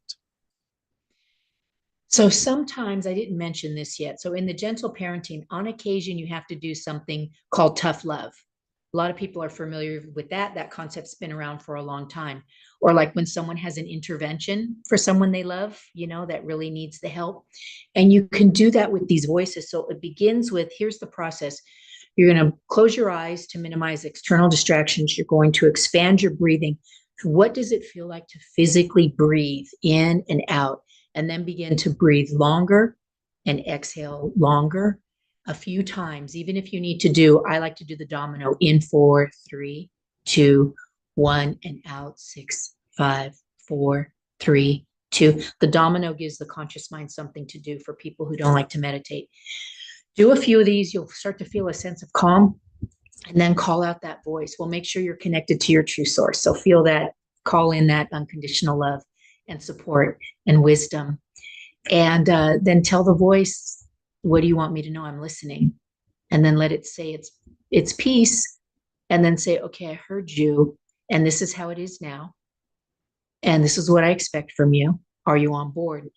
And if it says no, then tough love, say, then you may go. You are not welcome back. And then you sit there and keep breathing until you feel a little lighter again. And then you open your eyes and come on back. That's the beginning of affecting the neuroplasticity of your mind. It's an internal conversation. And you with your true source are in charge the entire time. Well, that is fantastic. Elle, thank you so much for sharing that.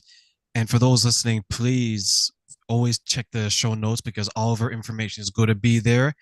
And I want to say thank you, Elle. It's been a pleasure speaking with you today. Wonderful. And I'm looking forward to our time together soon as well.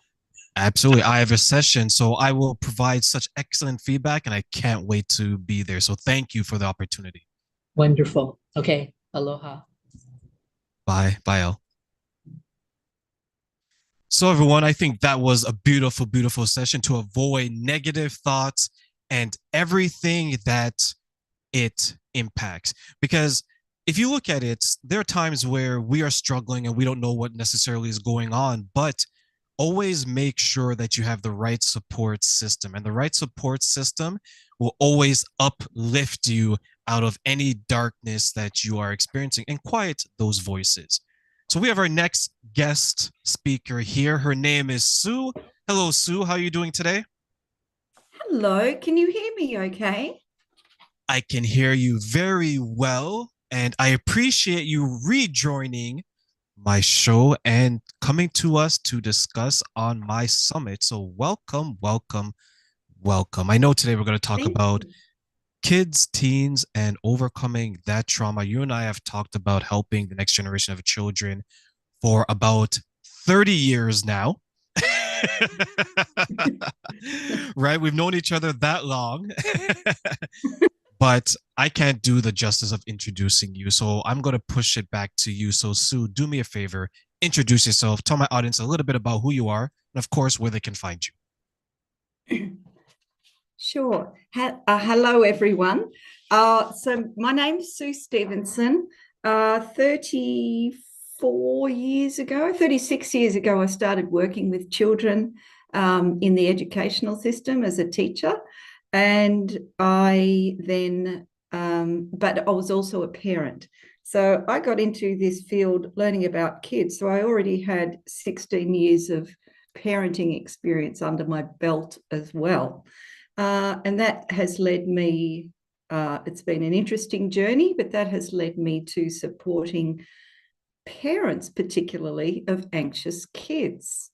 So it turns out I was an anxious kid and I had 2 anxious children myself. I do have 3 children. The third one didn't really show signs, but the other 2 did. And I was very challenged as a parent, raising 2 sensitive little souls. And I also came across it in the school system. So I decided about 32 years into my job to break away. Oh, no, but maybe it was about 30. It was about 6 years ago to break away from the school system and start supporting people on my own. So I started my own business supporting kids and families. So I found that empowering the parents of the children that were suffering or struggling was the most effective way to create change. And Perfect. my So what are, business, go sorry, I was ahead. just going to say my business is U-Turn Anxiety. So people can find me on U-Turn Anxiety. I've got a website and I'll share my details with you, Terrain. Thank you so much, Sue. So what are some of the ways that parents contribute to the trauma that children experience in their early ages? Oh, that's such a good question. So the interesting thing is there's so many different interpretations of trauma.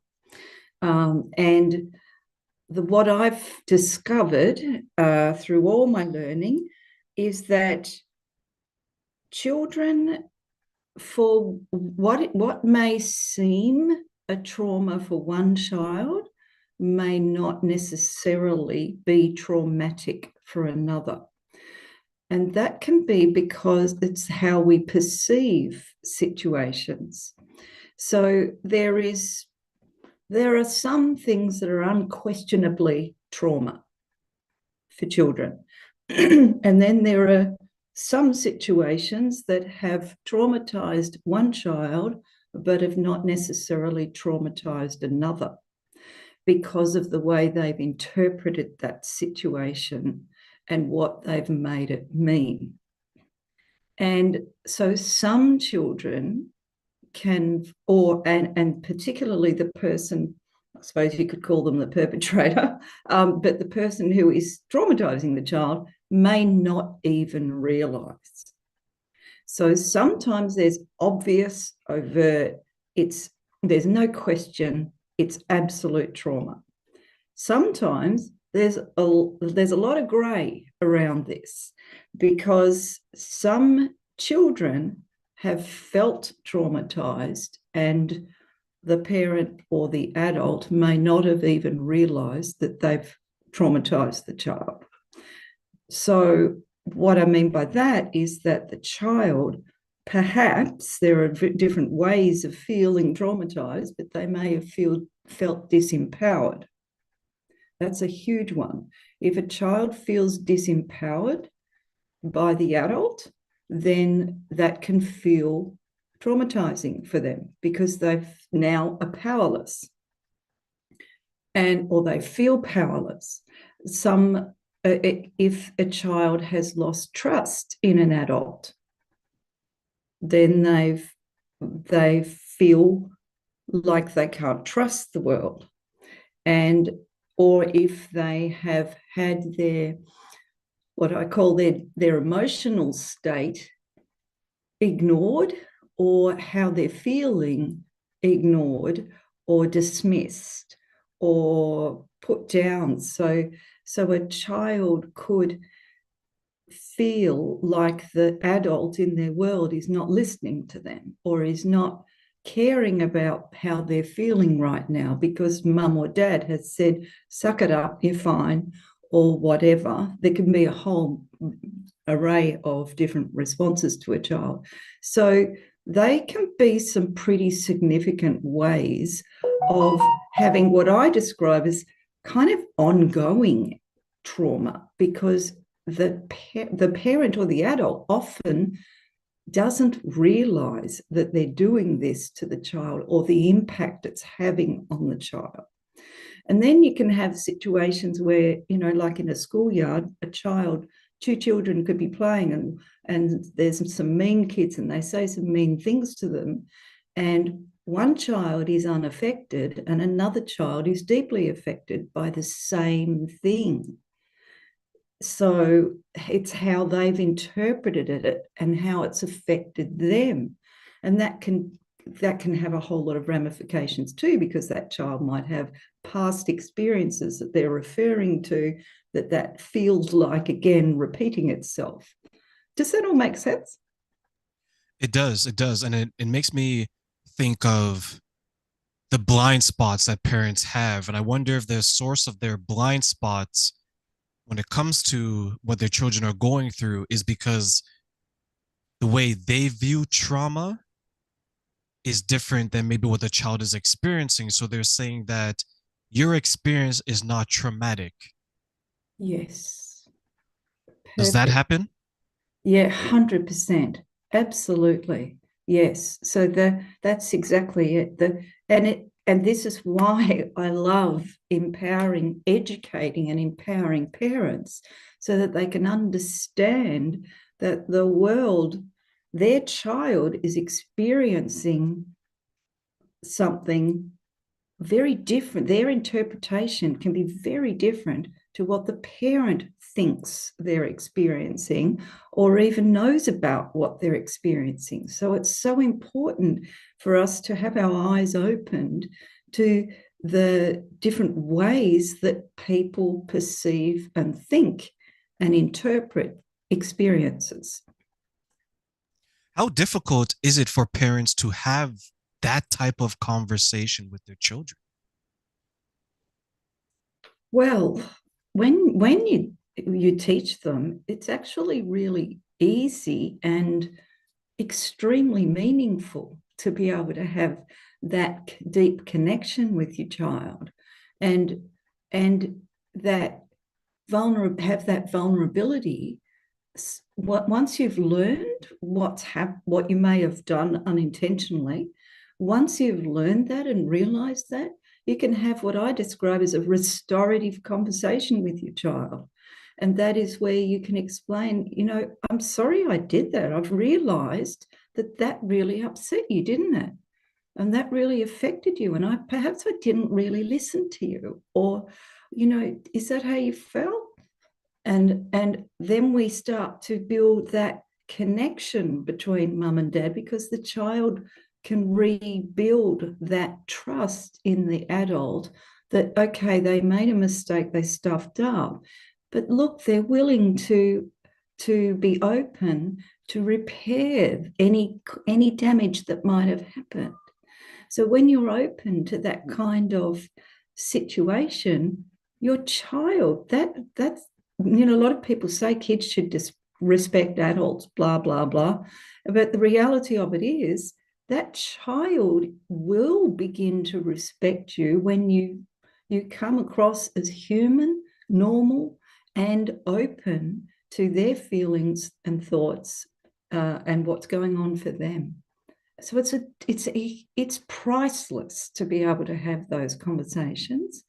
But as you say, it's about helping parents be aware of these blind spots that they may not have even realized that were there. I wonder how many people are conditioned to view trauma in a very narrow view. And I'll give you an example. Sometimes when we think of, let's say, like abuse, we think of, well, if it's physical, it's probably the first one that'll come to someone's mind, right? Yep. But there's many times where we ignore everything else. Then trauma, we think of, okay, you have been robbed at gunpoint or someone attempted to kill you, right? But we don't look at the other forms of trauma. And it goes to the old joke where there's a generation of us where they would say, why are you crying? I'll give you something to cry about. I wonder how much of that mentality where it's like, I see my child suffering. You ask the question, you're like, really? Is that what you're crying about? And you're so dismissive of it. And now the child's like, okay, maybe it's not that bad, but their body is responding to it in one way.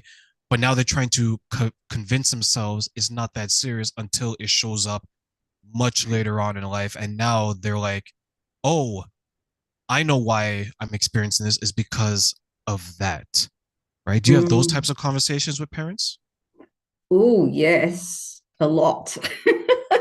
Because this is about opening them up to realize what's actually been going on, because we only know what we don't know. What we don't know, we can only see what we can see and what we can understand from our own perspective. So it's so important for us to broaden the parent's perspective of what's going on in their child. And one of the biggest ones is emotional trauma. That is what most people really, well, so many, especially in past generations, there's been very, very low emotional literacy, people understanding emotional health, what that really means, and what emotional trauma is and means. So unless we take care of our children emotionally and we tune in to what they need, their emotional needs, if we bypass their emotional needs, we're not taking care of them, and they are shutting down parts of themselves because they don't trust the adults in their worlds to be able to meet that need.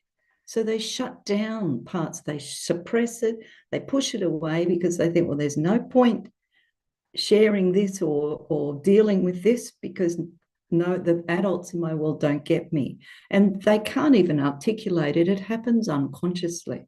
So I talk about emotional competence. We need to, and I say competence, and I don't talk about emotional intelligence, because emotional intelligence kind of assumes that you're either intelligent or you're not. But competence, you can learn, you can skill up on. So, and some people talk about emotional fitness. Well, you can't be emotionally fit until you've developed the competence to the emotional competence. You've got to actually know the skill so that you can build it. So I'm very much about going through those 4 levels of competence. Unconscious competence, that's the blind spots. You haven't got a clue. You just do not know it's even happening. You've got unconscious competence. Then you've got you've got conscious incompetence.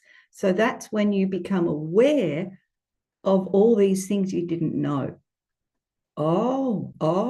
That's when that's the big that's when we're starting to have light bulb moments. So this is super important for parents to get into this stage and start learning and realizing what they didn't know was actually happening with their child. So I'm educating them on opening up their eyes to how their child might actually be feeling and what's going on in their body and mind. And then when we have that, we can shift into conscious competence. So we're mindfully being emotionally competent. We're mindful, we're present, and we're doing what we're meeting a child's needs consciously. So this is what a lot of people talk about, conscious parenting. This is when we're consciously, intentionally meeting our child's emotional needs, and we're listening and we're open to whatever's going on. And then when we're really, really good at it, we can become unconsciously competent. We just do it naturally, like driving a car. When you've driven a car somewhere and you didn't even pay attention anymore because there's so many unconscious things that you do when you're driving now, because you've been driving so long that you're familiar with the whole process. You don't have to think about it anymore. So to get parents to that unconscious competence, it is just the most rewarding thing. And they'll often say to me, I did this and this and this, and I realized that I did it naturally. Yes, boom. Yes, you've got there. And it's not hard. A lot of people think this is hard. It's easy. It's easy once you know how and once you've had the support that you need. I look at the parents who are in those situations, and then I look at the parents around the world, and you see many parents who are single parents. They're doing it all on their own, right? Mm-hmm. And time management is something that they're going to have to learn to master maybe a lot more quickly than those who have both parents in the home, right? In a heterosexual relationship, husband and wife, or the father and the mother of the child, right? Because then they can split some of the duties.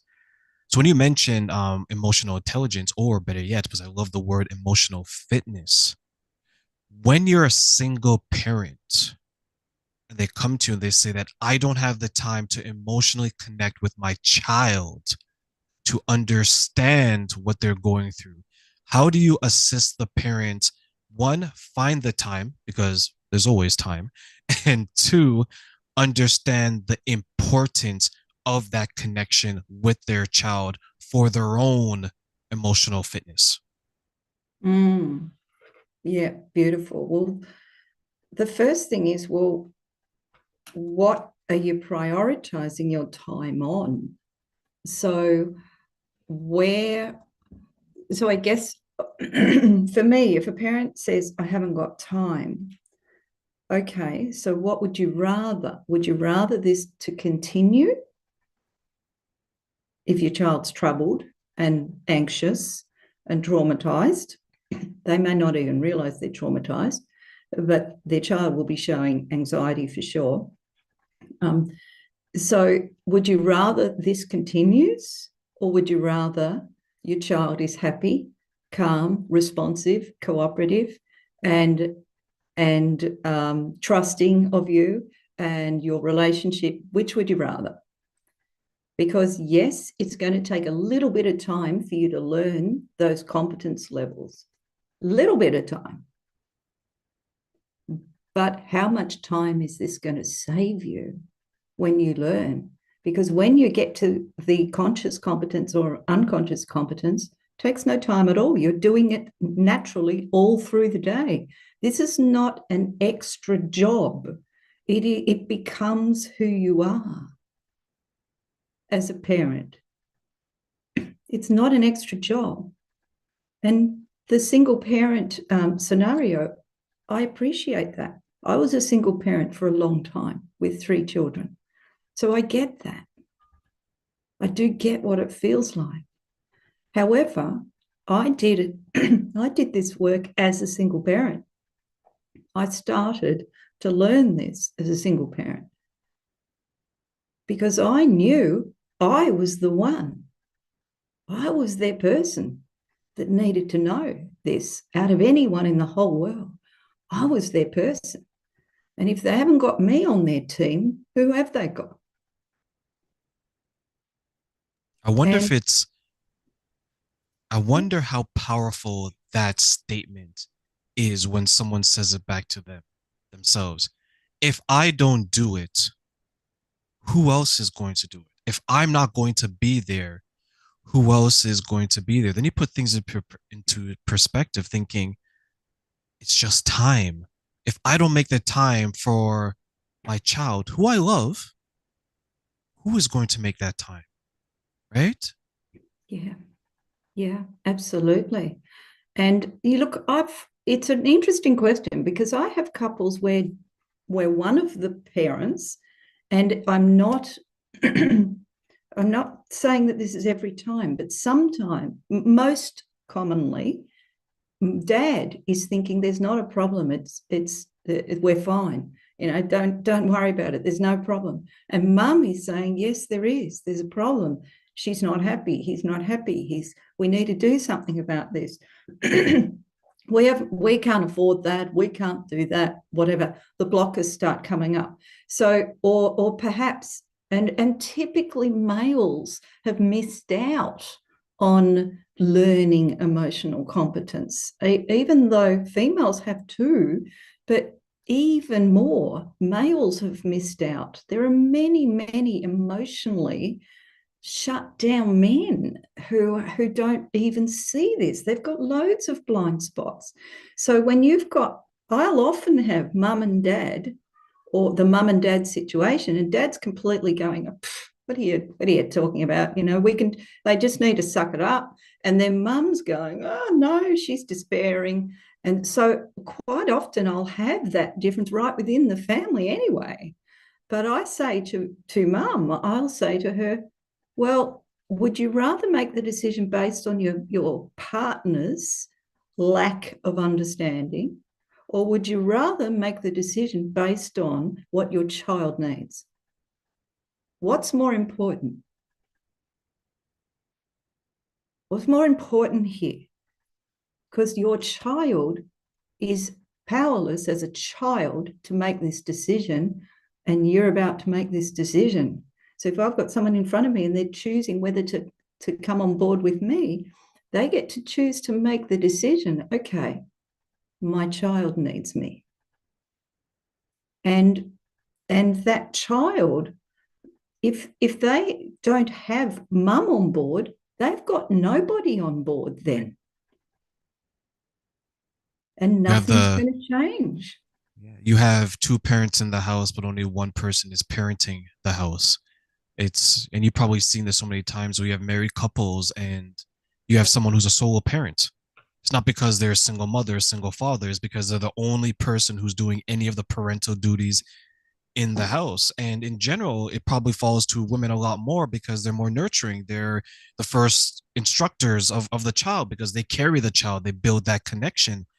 And to the men out there, you have to get involved is because the child needs you, the child wants you. What are some of the ways that you can help them create or maybe recreate that burning desire to be there for the child, where maybe sometimes the flame is starting to fluctuate and maybe die down, or even it's gone out? Well, I've never met a parent yet who doesn't want what's best for their child. They say it. Even that resistant dad can be still wanting what's best for the child. It's just that they don't know what's best for their child. So this is about educating parents with what their child really needs. Do they really need a busy, distracted, disengaged parent, or do they need a parent who's present and meeting their needs and productive and being a great role model to them? So what is it that they need? Now, for many people, they don't realize, many adults don't even realize they don't know what they need. Many of them are stuck on this treadmill of busyness and craziness, and just so I'm going to put in quotation marks, time poor, because we've all got the same amount of time in our day. We just get to choose how we spend it and where we spend it. So parents will be stuck on this busy wheel, not even realizing that that's an escape for them from facing the responsibility of that young child right there, that connection with that child. So when we've got this disconnect going on, if we can help parents realize that when you slow down and connect with your child, how's it going to feel when you have that beautiful moment of connection? How does that feel for you? And for many parents, they don't even realize what they're missing out on, because we don't know what we're missing out on if we don't know about it. So helping them to see the benefits of connecting with their child and having a very different relationship, that can be huge for them. So what are some of the ways so that the parents can self-identify that? Yeah, great question. So again, am I in? So I help them realize, oh, hang on a minute, is this happening? So I use a model called above and below the line. And below the line is when we're in fear and reactivity mode. We're in survival mode, we're in self-protection mode, and we tend to blame, complain, point the finger in other directions. We tend to be fearful, anxious. We tend to say and do negative. We tend to be in a negative kind of a space. We are in what I describe as rushing syndrome. We're not stopping and being present, because rushing helps us feel purposeful, but it's actually just helping us distract ourselves from stopping and being present. So what all these particular behaviors, and we're also in resistance or avoidance. So we're the rushing, all of that helps us avoid the reality of what's really going on. So that's below the line. And then above the line is stepping outside your comfort zone, opening up. So the below the line is contraction, above the line is expansion. So most people who are in fear, survival mode, are in contraction. They're stuck in automated behavior. It's just automatic reactivity. I describe it as reactivity. They're just in reactivity. They're just bouncing from one thing to the next, to the next, to the next. They're busy, stressed, all of that. Then the one above the line is when we're open. We've got an open heart, we've got an open mind, and we're open to possibilities. We're having a go. We're having a red hot go. We're stepping outside our comfort zone. We're challenging ourselves because a lot of us don't want to see those blind spots, because that can be a bit confronting, but we're willing to challenge ourselves, because where there's no challenge, there's no growth. Where there's no challenge, there's no change. So if you want change, there's got to be a little bit of challenge. So the above the line is ultimately acceptance of responsibility. It's when we are accepting responsibility for our own state, and if we're an adult and we've got kids, and for those that we're taking care of, that we're responsible for. So we can't be responsible for kids if we're not being responsible ourselves. You can't give someone something you don't have. So learning that responsibility, ownership, accountability, and having that whole new approach to viewing the world. When you're up there above the line, you're in love. You're coming from a place of love. You cannot be in fear and love at the same time. So while you're in rushing syndrome, and a lot of people think, yeah, I love my kids. Yeah, I love my kids. Okay, that's their words. But what are you being loving for your child right now? That's different. So we are either in love, we're either coming from a place of love, or we're coming from a place of fear. We're either coming from a place of survival mode, or we're coming from a place of thriving, surviving or thriving. We're either in contraction or we're in expansion. So I have a little a bell here, and I call it the BS bell. And we have some fun with it, because I don't want parents to feel bad. I made a lot of mistakes as a parent. And until I learned this work, I didn't know. I had massive, massive, massive blind spots. So now we talk about above and below the line behavior, above and below the line thinking, above and below the line emotional competence, and we catch ourselves out. We catch ourselves. Once we learn what it is and what it looks like, we metaphorically ring the BS bell, and we call ourselves out on it. And then we begin to. I teach this for families, and kids don't want to necessarily learn and be educated by parents, but they love to catch their parents out. So I get the parents who are on board with this. They say, how can I teach them? They don't want to learn. Okay, tell them that you've got this little assignment, this activity that you have to do, and you need to change this about you. So I need to change me. I've realized I need to change me, and I need to improve. So can you help me improve? Kids are like, yes, I will call you out with pleasure. So when parents say, so catch me out, will you catch me out? The interesting thing is they have to actually teach them the model, these behaviors, for the child to be able to catch them out. So both parties are learning this.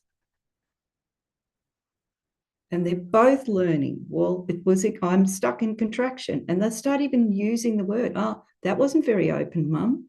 That wasn't very, and it's like, yep, you're right. And we have some fun with it, though. I don't want this to be heavy. Have some fun with it. And I guess, Sue, because that's such fantastic words of wisdom, where you want the parents to be so involved and you want them to understand that it's okay if they don't see certain things, but you have to work towards it to get there so you can see it. Because, as you mentioned, it's your child. Do you want this or do you want that? This is easier because you're identifying right from the beginning, where this, if you neglect it, if you're not aware of it, there's so many other consequences and repercussions of that action. So as we close our summit today, what final words do you want to share with our audience today?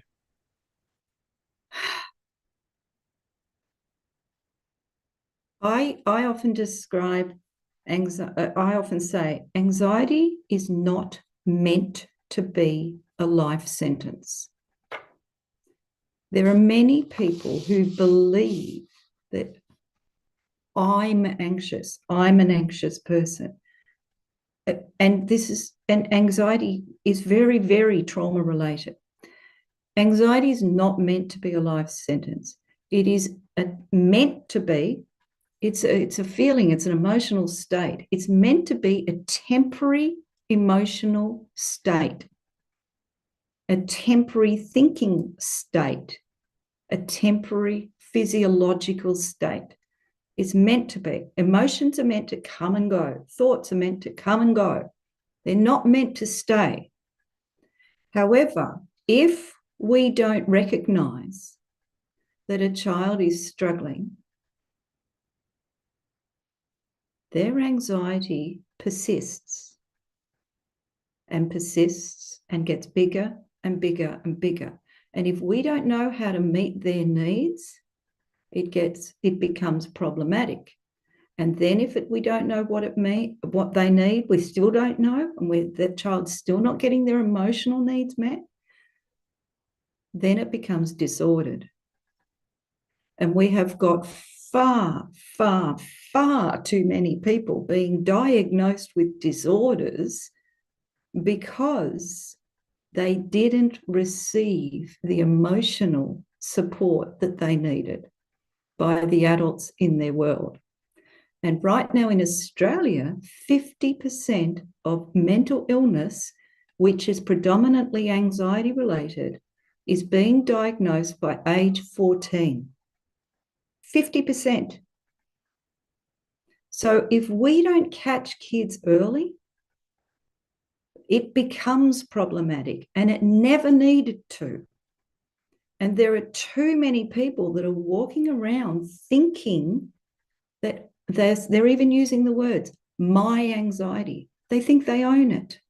They think it's part of them. It isn't. It's meant to be a temporary state. You've just never learned or had the support you need to be able to reduce these levels and get back to normal, typical levels of anxiety where it comes and goes. That's what it's meant to do. It has a function. It's not part of you. It's not you. Anxiety is not you. It's not your identity.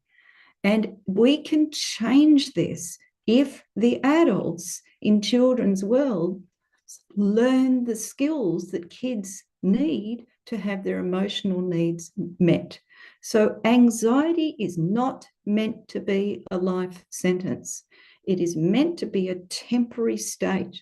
And until people begin to realize the key adults in those children's world, until they start to learn this, that the key is to connect with the child and meet their emotional needs, that is the key. And then the child's anxiety won't progress along the scale and won't become disordered.